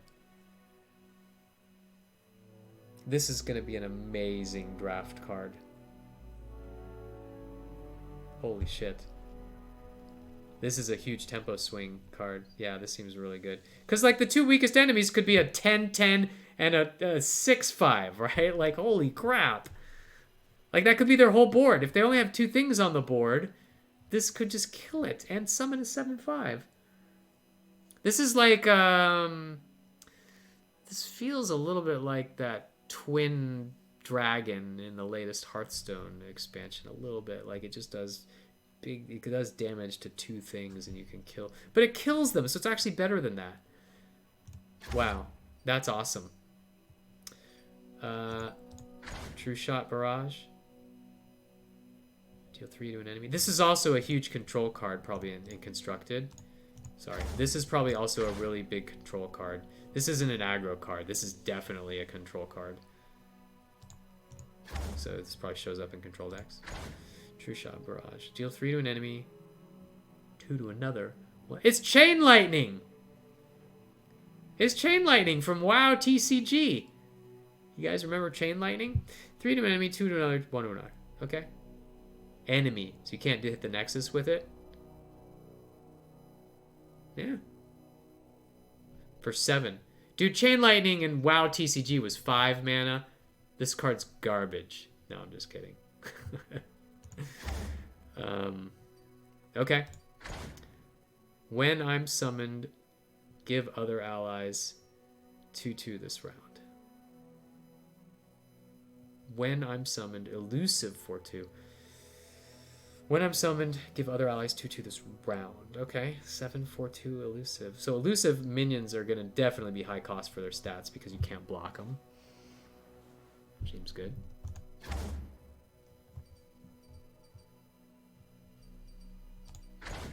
Commander Ledros, 8/8/6. Cut the enemy nexus health in half. Oh, it's an Alexstrasza kind of card. Last breath, return me to hand. Oh wow, he comes back. Jesus. So it's an offensive Alexstrasza. Alexstrasza in Hearthstone can be defensive, and you can heal yourself back up.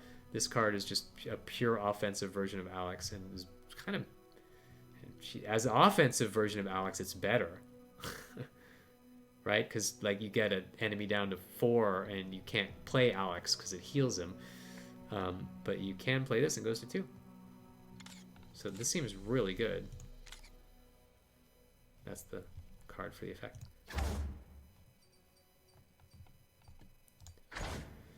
Elusive. When I'm targeted, draw 1. Well, yeah, like you're going to get targeted because you can only be blocked by elusive. So you're going to get targeted with a spell. So this card is freaking off the hook. This card's a house, man. No, it's 8 mana. But still, like once this comes on the board, you're either just getting paid for it or it's, you know, doing some serious face damage. Battling ally strikes all battling allies. Wait, we already saw that. 8, Ren Shadowblade. 6/4. When the enemy summons a follower, grant it ephemeral. I like how it's like, grant it. I shall grant you the ability for your unit to die at the end of the turn. Yes, that would be great. Wouldn't you enjoy that? You probably would. It's like, what do you do? When this guy's in play and you're the opponent, what do you do? Like, do you just not play things? This card, like, seems like it shuts down everything. Wow. This card seems like a really, really annoying card if you're on the other side of it. Holy crap. I do not want to see this card on my opponent's board. Jesus. Unless I'm misunderstanding, this card seems just awful. Because, like, you have to put everything out on the board and attack with it. Otherwise, it's just going to go. It's just going to die. And you have to kill this thing. Which is going to be stuck in the opponent's waiting area. Wow, man. Spectral Matron. Pick an ally in hand. Summon a copy of it as an ephemeral. Okay. So you play something that has a death rattle, do bad things, and then it just goes and blows up. And okay. This seems really powerful and very synergistic. I need to see what all the other cards are, but this synergizes well with stuff. Control deck card. Or removal. Like, you play a card that says, when this dies, it AoEs for its attack or something. Tatiana Crown Guard. When I'm summoned, rally. Tough. What is tough? Takes one less. Okay, so it's got armor. Okay, from all sources. Yeah. Built-in armor. Rally is a really interesting concept that I haven't had a lot of experience with in this game yet, other than the tutorial, but it seems very cool. You get an extra attack when I'm summoned rally. So you just play this and you get another attack. It's pretty cool. Or you play this on the opponent's turn. You're like, haha! So the rally keyword is very intriguing to me. 9 Bright Steel Formation Barrier. Player attack. Give all allies barrier. Or attack. Wow, this card's ridiculous. Seems really good. 9 mana though. Now we're getting into the Timmy cards. Corina Veraza. Discard the top 5 cards of your deck to deal 1 to all enemies for each spell discarded. So this could be a 9/6/6 do nothing. So this is a terrible draft card, but in constructed, you could get 5 AoE. You could get 5 AoE and a 6/6 for 9, unless you draw the copy of her, the couple copies of her you have. But yeah, that's pretty good. Discard the top 5. That's the skill. Mina. Swiftfoot. Boot to the head. Play. Recall 3 enemies. Oh my god. That is so brutal. Holy crap, it's a triple sap? A 6/5 triple sap? Oh my god, this is another middle finger draft card. So this card and where is he? This guy are the biggest, oh my god, of course my opponent had that card. This one's worse. Mina's worse because it's the other one, you can at least do some shit with your guys before they die, but this one's just nope, they're gone. Oh my god. This card is busted. Hey, what's up, Tritone? Long time no see. Those sounds are from Artifact, right? No, those are Ignite. Yeah, those are Artifact sounds. I need to update those because I haven't played that in a while. But nice to see you, man. She who wanders 10-10-10 for science. I mean, some of them are universal. I'll leave some of those sounds on there, but a lot of them are Artifact specific. I mean, meant for the game. They're all kind of funny and they work. Obliterate. Completely removed from the game doesn't cause... So it's like Barry. So it's like the Hearthstone... It's like a... Sir? What? Are we being too literal? No, you fool. We're following orders. We were told to comb the desert, so we're combing it. Found anything yet? We ain't found shit.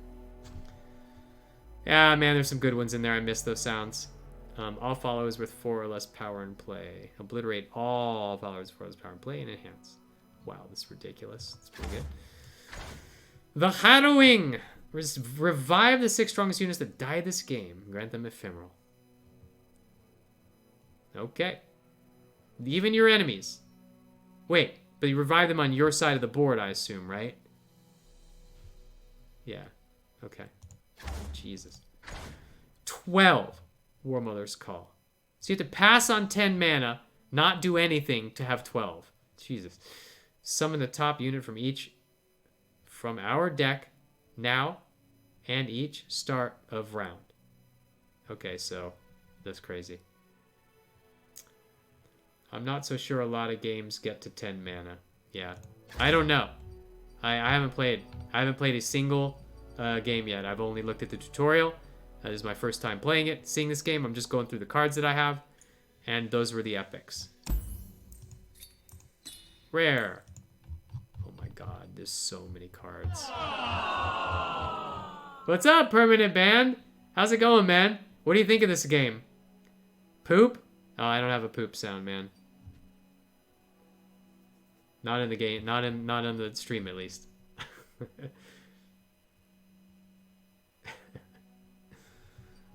Okay, so maybe going through all these cards is like, I mean, I have to know what they are. I'm just gonna get wrecked running into them. But maybe I can play a deck against the AI and just try it. Is this Jinx? Let's try Jinx. I'm just gonna play the sample deck. Okay, let's play. Verse AI. Jinx. Play. Loadout? What does loadout mean? Oh. What little cute thing do you want and what board do you want? Let me just try to play. I'm probably gonna make some pretty big mistakes because I don't totally understand all the mechanics of this game, but we're gonna see. The main event.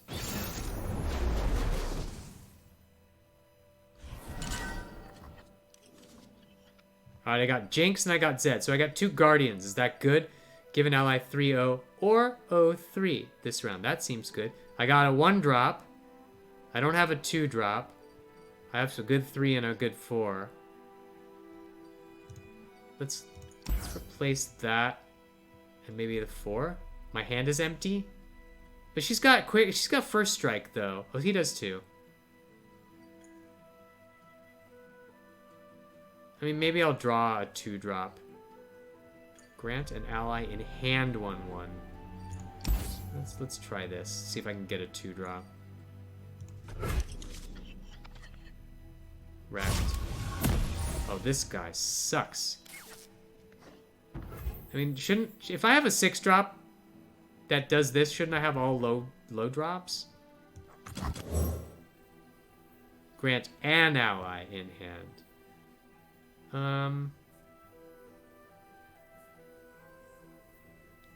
Probably Zed because he makes copy dudes. Bring me tea to gain the strength of rivers. Challenger. Uh-oh, he can pull my dude out of my hand, out of the board, and block with him. So should I just try to get him to attack? Tea for 2. Yeah, I don't want him having that.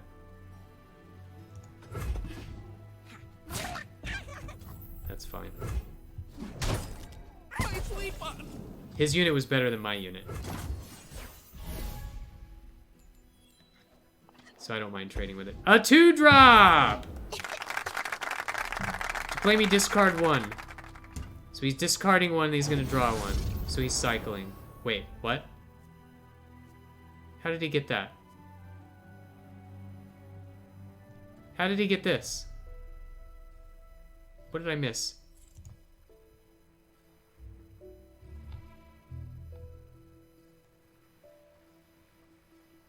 When discarded, summon a scraps. Okay. Okay. Well, I have 2 mana, so I might as well. When you summon an ally, give me 1/0 this round. Okay. Hey, Krabby. Elusive, what's up? Anything helps. To play me, discard 1, and that's gonna be another discard summon thing. What? What did he discard? What happened? Jesus, that was fast. I don't see any reason to block these guys with my elusive. I can take 5, right? Yeah, I'll start blocking with these things. Yeah.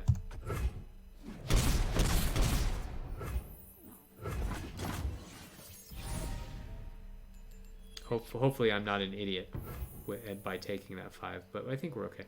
So do I want Zed or do I want these to clear off this board?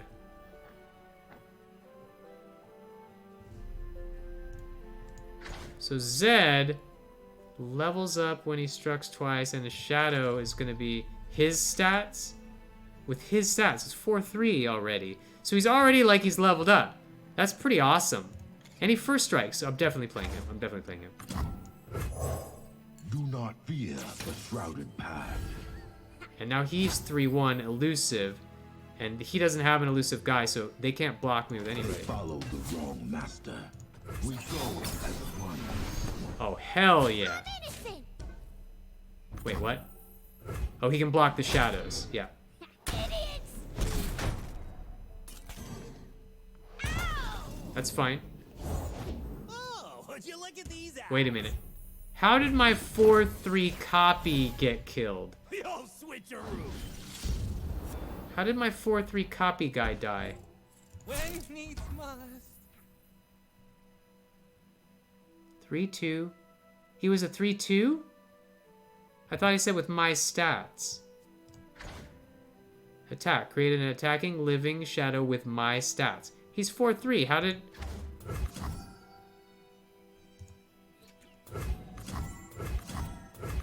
That's super annoying. So how is it 3-2 then? It should have been a 4-3.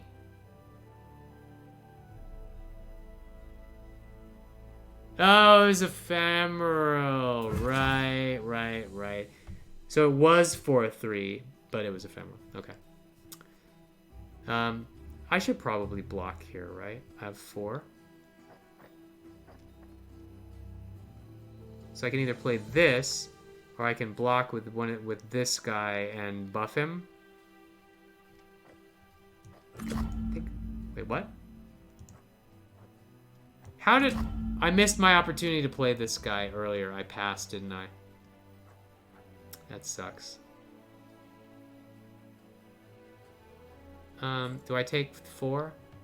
I could take 4.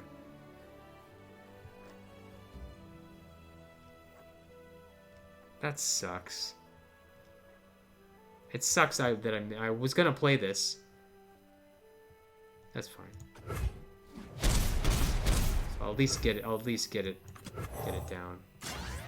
So I'm not wasting the mana. Oh wait, was that this round? Weak. So I wasted that. But that's fine. Now I can play something else. So it's my attack. How is he drawing so many cards? Start of round. Discard your lowest card. Cost card to draw one. Okay. So he's cycling 2 cards every turn. That's kind of scary, actually, huh? What do I have for 5 mana? I've got deal 1 to all enemy units. Oh! That's pretty good. I mean, that's coming down, right? Or grant an ally and play 3/3. Yeah. I mean, Jesus. Let the show begin. You gonna do anything for that? Oh god, it was a board clear. Holy shit. Oh, he did the same thing. Wait! I didn't get to respond to that. I didn't have anything to respond. So we killed my elusive. Sucks. I have 1 mana left. So he can kill anything. I don't mind trading a 5-1 for a 5-2. This would summon a copy, but then he could block it and it would die. Nothing has struck the Nexus yet. Neither the copy nor him. So I could get 1 hit on the copy. So he's definitely going to block this if I do it. Is it worth it? So I have this. If I want to do that, I better just start playing my hand out, huh?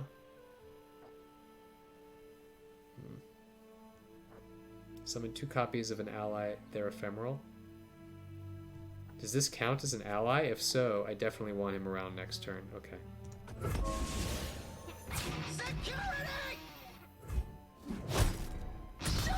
Yeah, so I want him around.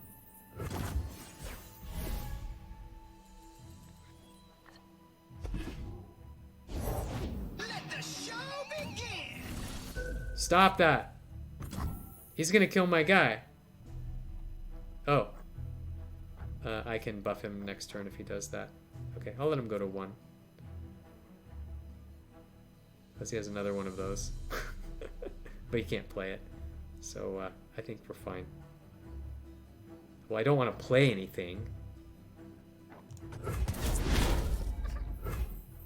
Alright, 2 exact copies of an ally. They're ephemeral. So, they'll 1-1. This guy will 1-1 if he hits the thing. This is a slow, so I need to do this outside of combat. Right? Is this the best thing I can do? Or is playing this better? An ally in hand 3-3. I am 5-2 or 2-5. No, I think I want to do this.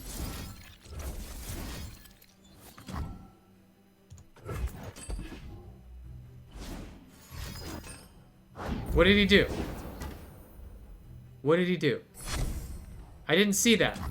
That happened too fast. Our numbers grow. What was that? Into darkness. To play, discard 2, draw 2. Okay. How am I drawing? Wait, what happened to my guys? I didn't get to attack.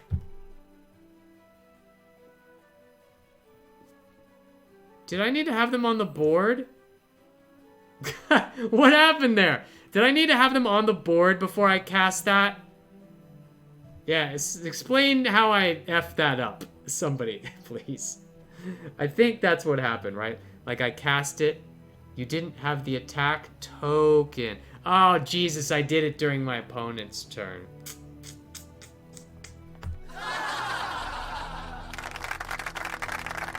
Where's my bronze level plays icon? Okay, yeah, that sucks. So I wasted 6 mana. Seems good.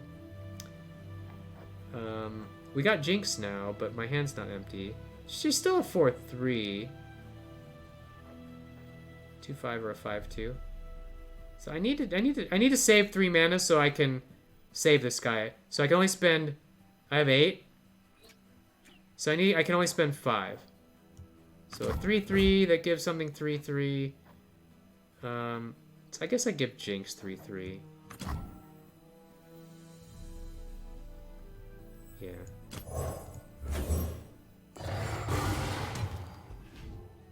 Okay, she's 7-6. The party has arrived. Player strike, create a spinning axe in hand. Then a spinning axe he has to discard to use it, right? Yeah. Okay, got it. I kind of need to kill this guy, huh? So do I want to attack? 3-3 seems safe. And 2-3? Nope. 2-3 he blocks with 3-3. Oh wait, he can 0-1. He can 1-0. So 3-3 is safe. This trades with everything he has, no matter what. So we can do that. And wait. Not only that, but I could buff. I could 0-3 this, and I can make it a 4-4. He'd still block with the 5-2 though. Okay. So yeah, let's just do this.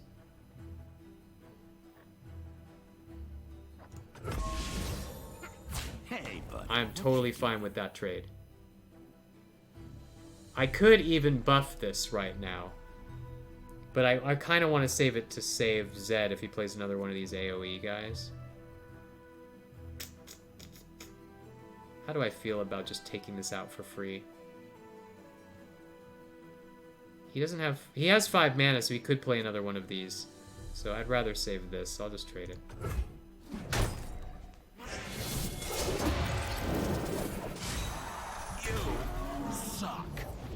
You suck. I learned that in class. Oh, he has a. Wait, Draven has quick attack. Wait, what? The guy I just attacked had. Oh shit! I didn't even see that. Wait, how did he die then? Shouldn't he have killed me for free? No, you're right. He has first strike. So how is it? No, because he was defending. First strike doesn't work on defense. It only works on attack. So as a defender, you block normally. Okay. Yeah, but I missed that too, so I almost got wrecked by that. Yeah. Okay. That's kind of scary. So am I passing here? I've got 3 mana. He spent down. No, he still got 5. So he could still play another one of these. The chances are pretty low that he has that, though. I think I might want to just get this down. God help me if he plays another one of these, though. What do you mean I don't have enough mana? I don't have 3 mana? Oh, that's only for spells. For casting spells. Okay. Oh, so he can't play it either. Oh, son of a bitch. Okay.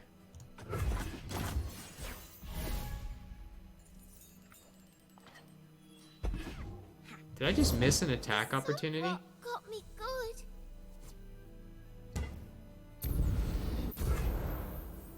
Oh, he's discarding his axe garbage. I need another one of these guys, man. Spend all your mana, deal that much. I need to. Yeah. Okay. So this is definitely coming down.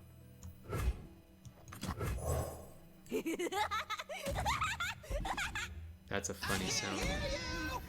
All right, we're gonna have to block these.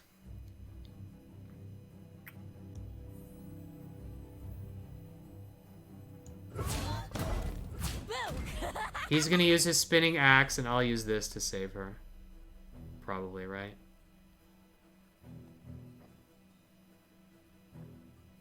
I still have enough for this if I play this, right? But I can do it at the end of the turn, too.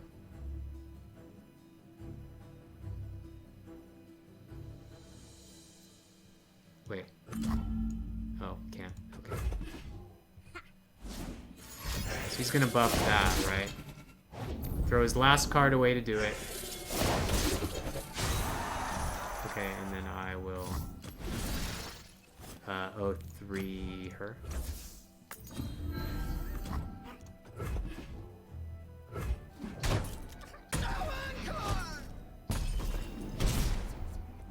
Jesus, I'm at 9 health. It's ridiculous. Okay, now I have my mana left. I can play this thing. So this card is getting better value. I think I want the 5-2. No. I want the 2-5. He's not playing anything with a lot of health. He plays small health things. End round.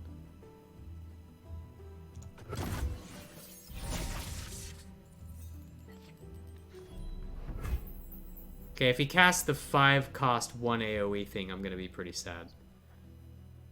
When you draw a card, give me 1/1. This thing sucks. I could cast this. I can cast this right now. Why is it red? Don't I have enough mana for this? I do. Okay. To play, spend all your mana, deal that much to a unit. Oh.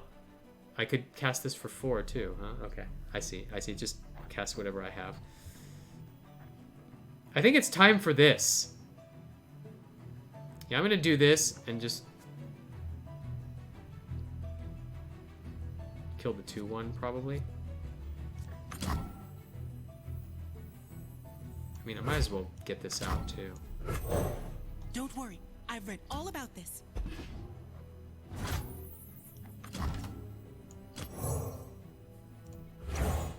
What's the worst that could happen?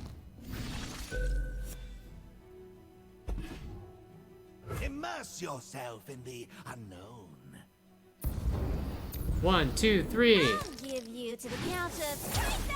Oh, Jinx leveled up because of that. Sweet. Now give me my 3 cards, bro. 1, 2, 3.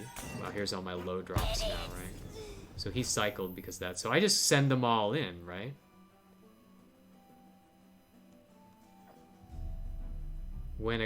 When cast or discarded, summon a scrap scuttler.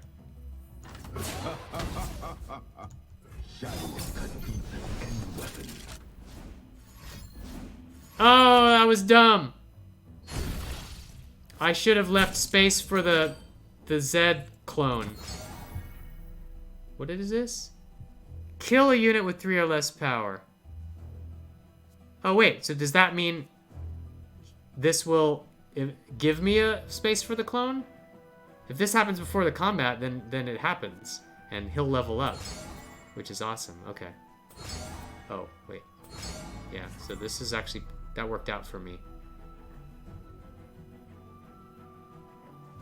Okay.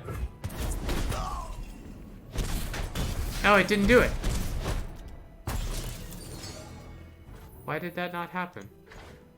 Because the attack had already started. Okay. Yeah, so that was my fault for not... The ordering was wrong there. I shouldn't have attacked with one dude.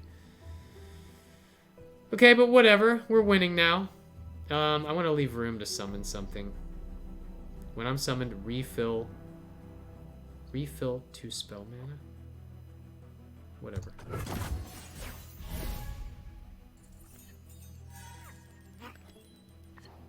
Does it tell me that I've hit the Nexus one time? My books. Hope that's all right. Like, where? Oh, here we go. 1 of 2. Okay, cool.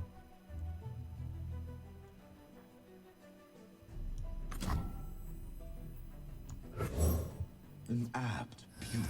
He's My elusive, life and I will draw be 1. ordered. That's nice. Wow, all my Let's high test cost my cards are mirror. gone. What does this do? Okay.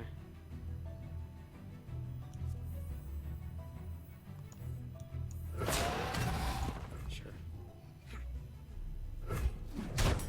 My writing. Okay, so he's dead. The green up arrows on the bottom left of the card that look like that count the 0212. Ah, this says 1. Okay, got it. So I need it to happen 2 times. What about the thing that has to happen like 5 or 15 times? I assume that you can't use that for that. But okay, that's good to know. Alright, we kill him now, right?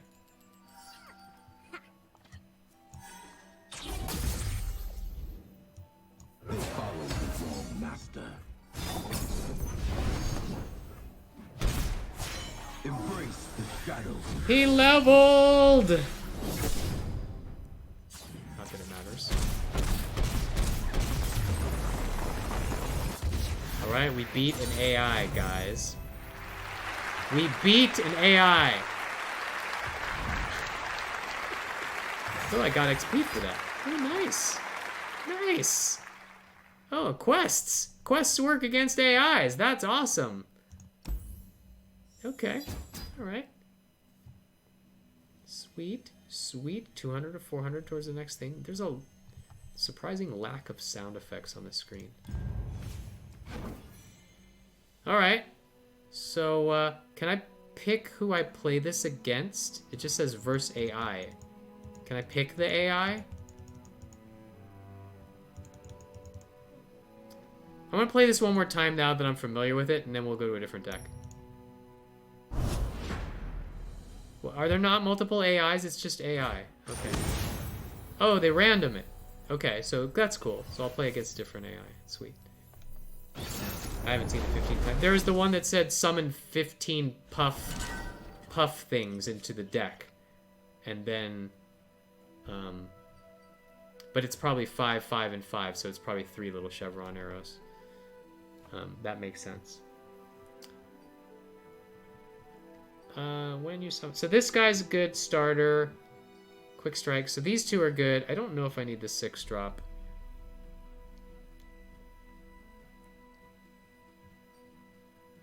This will help save.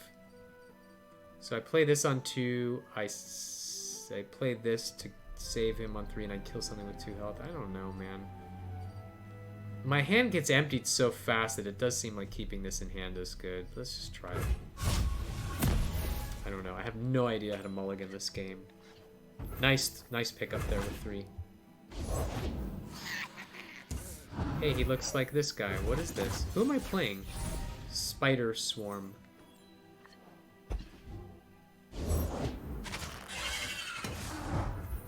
So he played that at the end of my turn. And at the start of turn 2, he played that. Okay, got it. At the end of turn 1, he played that. Fearsome. Uh-oh. That's gonna be a problem. Oh, I have some. Okay, and then I can give him 4 health. Okay. So I want the 3-1. Or this. This also kills it.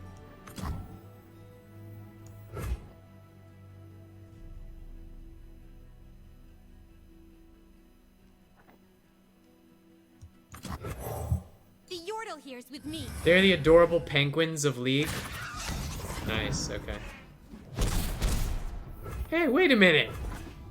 Why didn't it let me block? Why did it not give me the... Oh, because they're fearsome. Oh, Jesus, I'm an idiot. I needed to play the 3-1, not the 2-1. F. Okay, so I have to play the 3. Safety mode? Ha! Didn't build one. I pull the string. Uh-oh.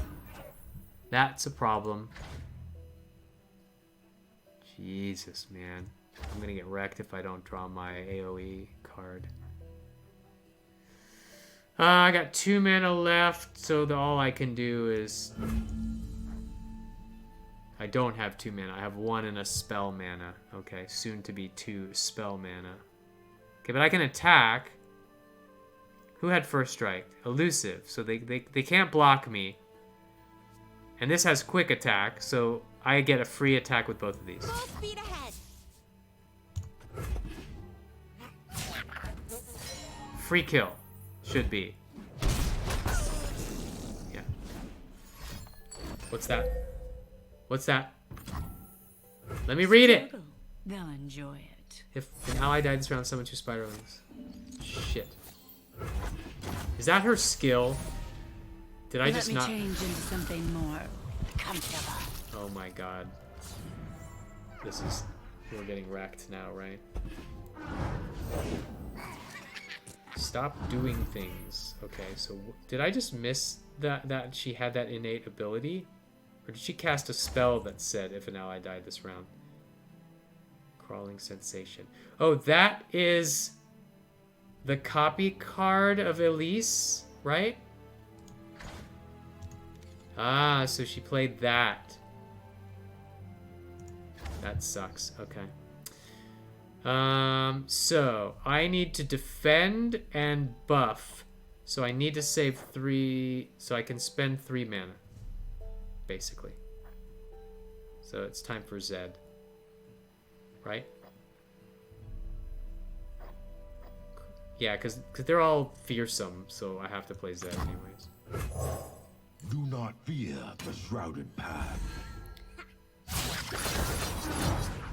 What? Oh, they have Challenger. Oh, for fuck's sake. Alright, so I saved my 3. Who do I want to save? I probably need to kill Elise, right? Let these die. Yeah, that's unfortunate, but... I mean, I'm killing fearsome spiders. That's nice. Wait, they have fearsome because of Spider Ellie? No, it's because of her. Yeah, I have to use it here.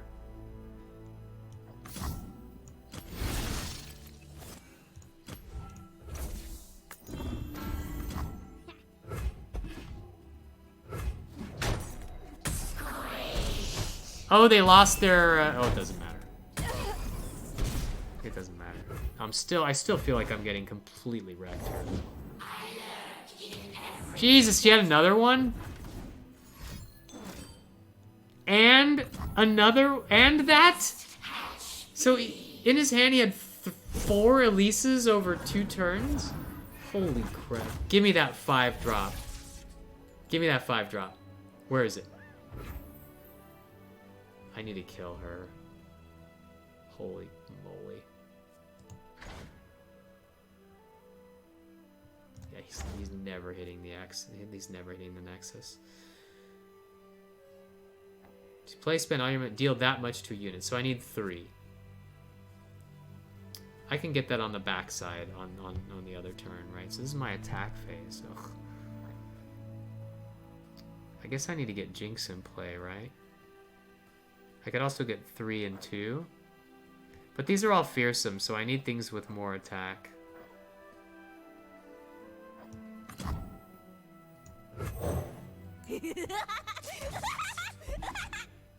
And what is that? Stun an enemy, deal 1. Holy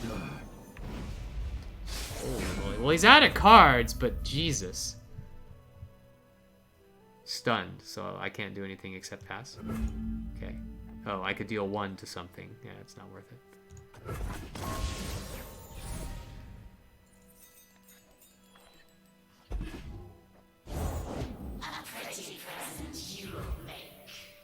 Two copies of an ally, including Jinx, which I need to do on the when I have the token. Okay, so when he has the token, I guess I'm gonna pass and then play. Oh, it's a slow, so I need to do this now. So let me play something and then spend 3 to kill Elise. So I have 7 mana. I can play something for 4 and then 3. So let's do this. And then he'll put them all on the board.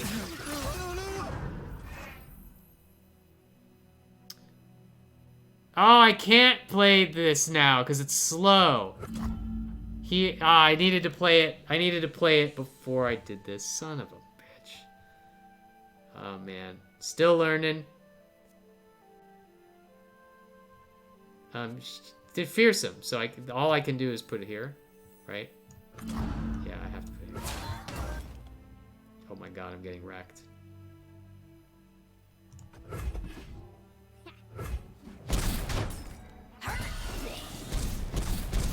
Seems like he should have pulled it in front of one of his 1/1s. Okay, now I can cast this and kill the Elise. Or I can play this. Yeah, I have to kill this.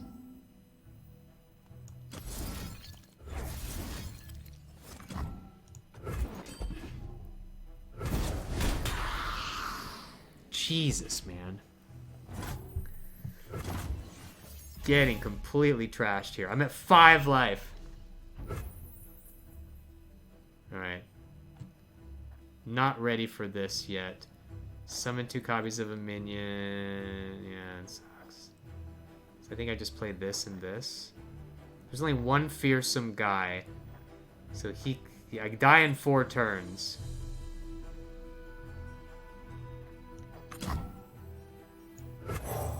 Everything's better with company. Says you. Old masks let young eyes see clearly. So I definitely attack with this. I definitely attack with this. This is elusive, right? So they can't block. Let's move. Okay. What is that? What is that? Drain 1. Hang on, Zern. God, man, how is he getting... And how are all these spiders coming? Where are these coming from? He only drew 1 card. He played it to kill my guy. Was it kill my guy and summon a spider? Yep, it is. Well, I can't block that.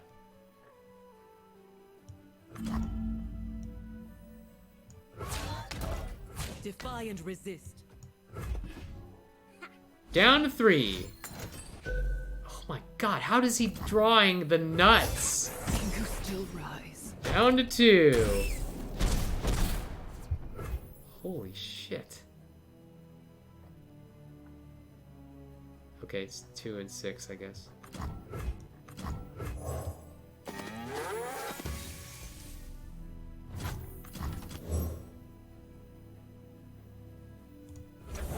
Oh, I forgot that this had that effect. I forgot that this had to come into play deal 3. I would have probably used it earlier to kill the Elise. Alright. Do I have things that have 3 attack? Oh my god. Okay, I have 1 thing that can block a fearsome, and that's it. If he gets more fearsomes, we're dead. Oh god, yes, there it is. There it is.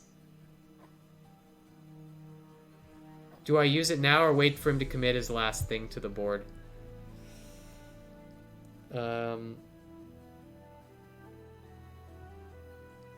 probably just use it. Let the show begin!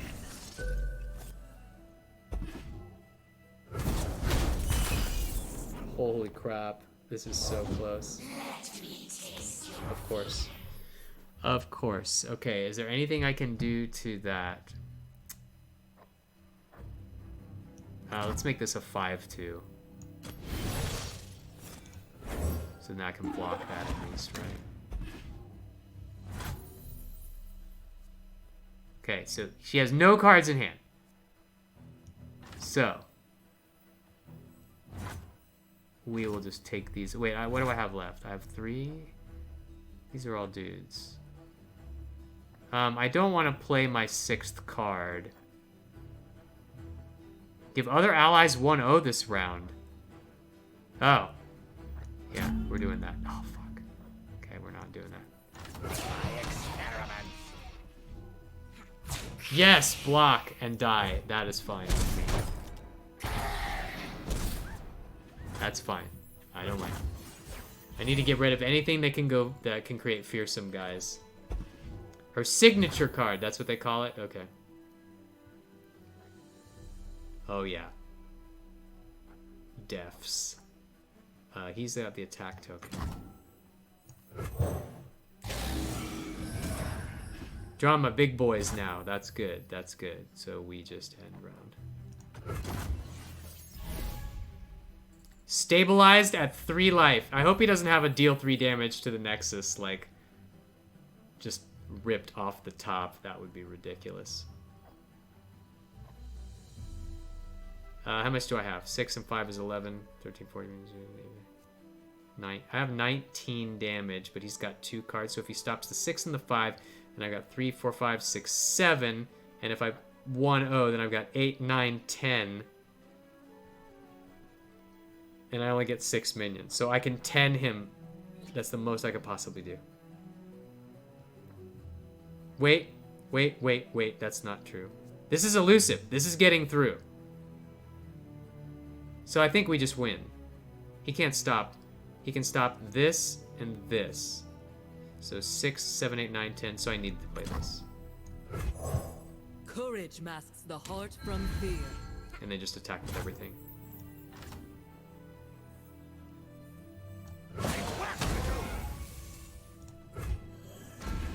Alright, what'd you draw? Drain 3, Jesus. That's a heal for him, right?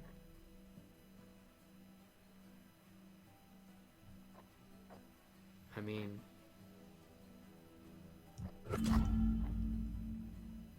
I did summon a scrap soldier, I guess?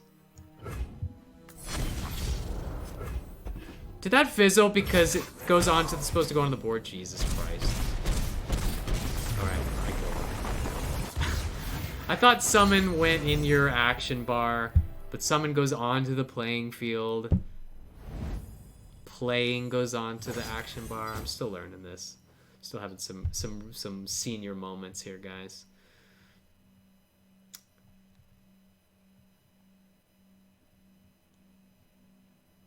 Alright.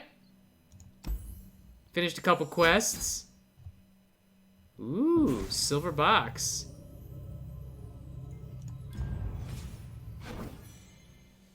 Let's see what we got. Okay, we got this and the silver box.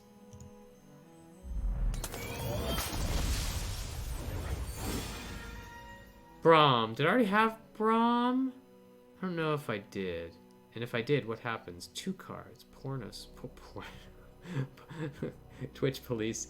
Poro Snacks and Lonely Poro. Heart of the Fluffed. God, these guys are super cute. Okay.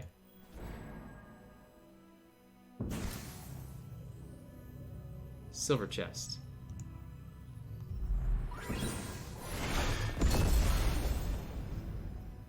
Oh, these are all crafting materials. So I can get any rare, any common, any common, any common, any common. No, that's nice. I have never seen a purple one yet. Ooh, end shards and a draft token. Nice. What do I need for this? More stuff. This is the last thing to unlock, huh? How much time do I have left? 5 minutes left, huh? Well, I probably don't have time for another game, but I think I'm gonna be streaming this every night. Like this game seems really fun. I mean, I'm into it. I'm gonna play the AI for a while until I get familiar with the mechanics, and then I'll play other people. Probably draft, but Tiger uppercut. Thanks, Tritone. Tiger. But thanks for watching, guys. I'll be back tomorrow at 11 p.m. So 3 hours ago. This time I'll be back tomorrow playing this, and maybe if I get familiar enough with it, we'll play some draft and see how that goes. But yeah, this game looks fun, and I don't think it's gonna die in the next month like Artifact did. So this looks like it could be good. So yeah, I'll be streaming this pretty regularly for a little while. We'll see how that goes. But thanks for hanging out. I'll be back tomorrow, same time. Until then, have a good night. Take it easy.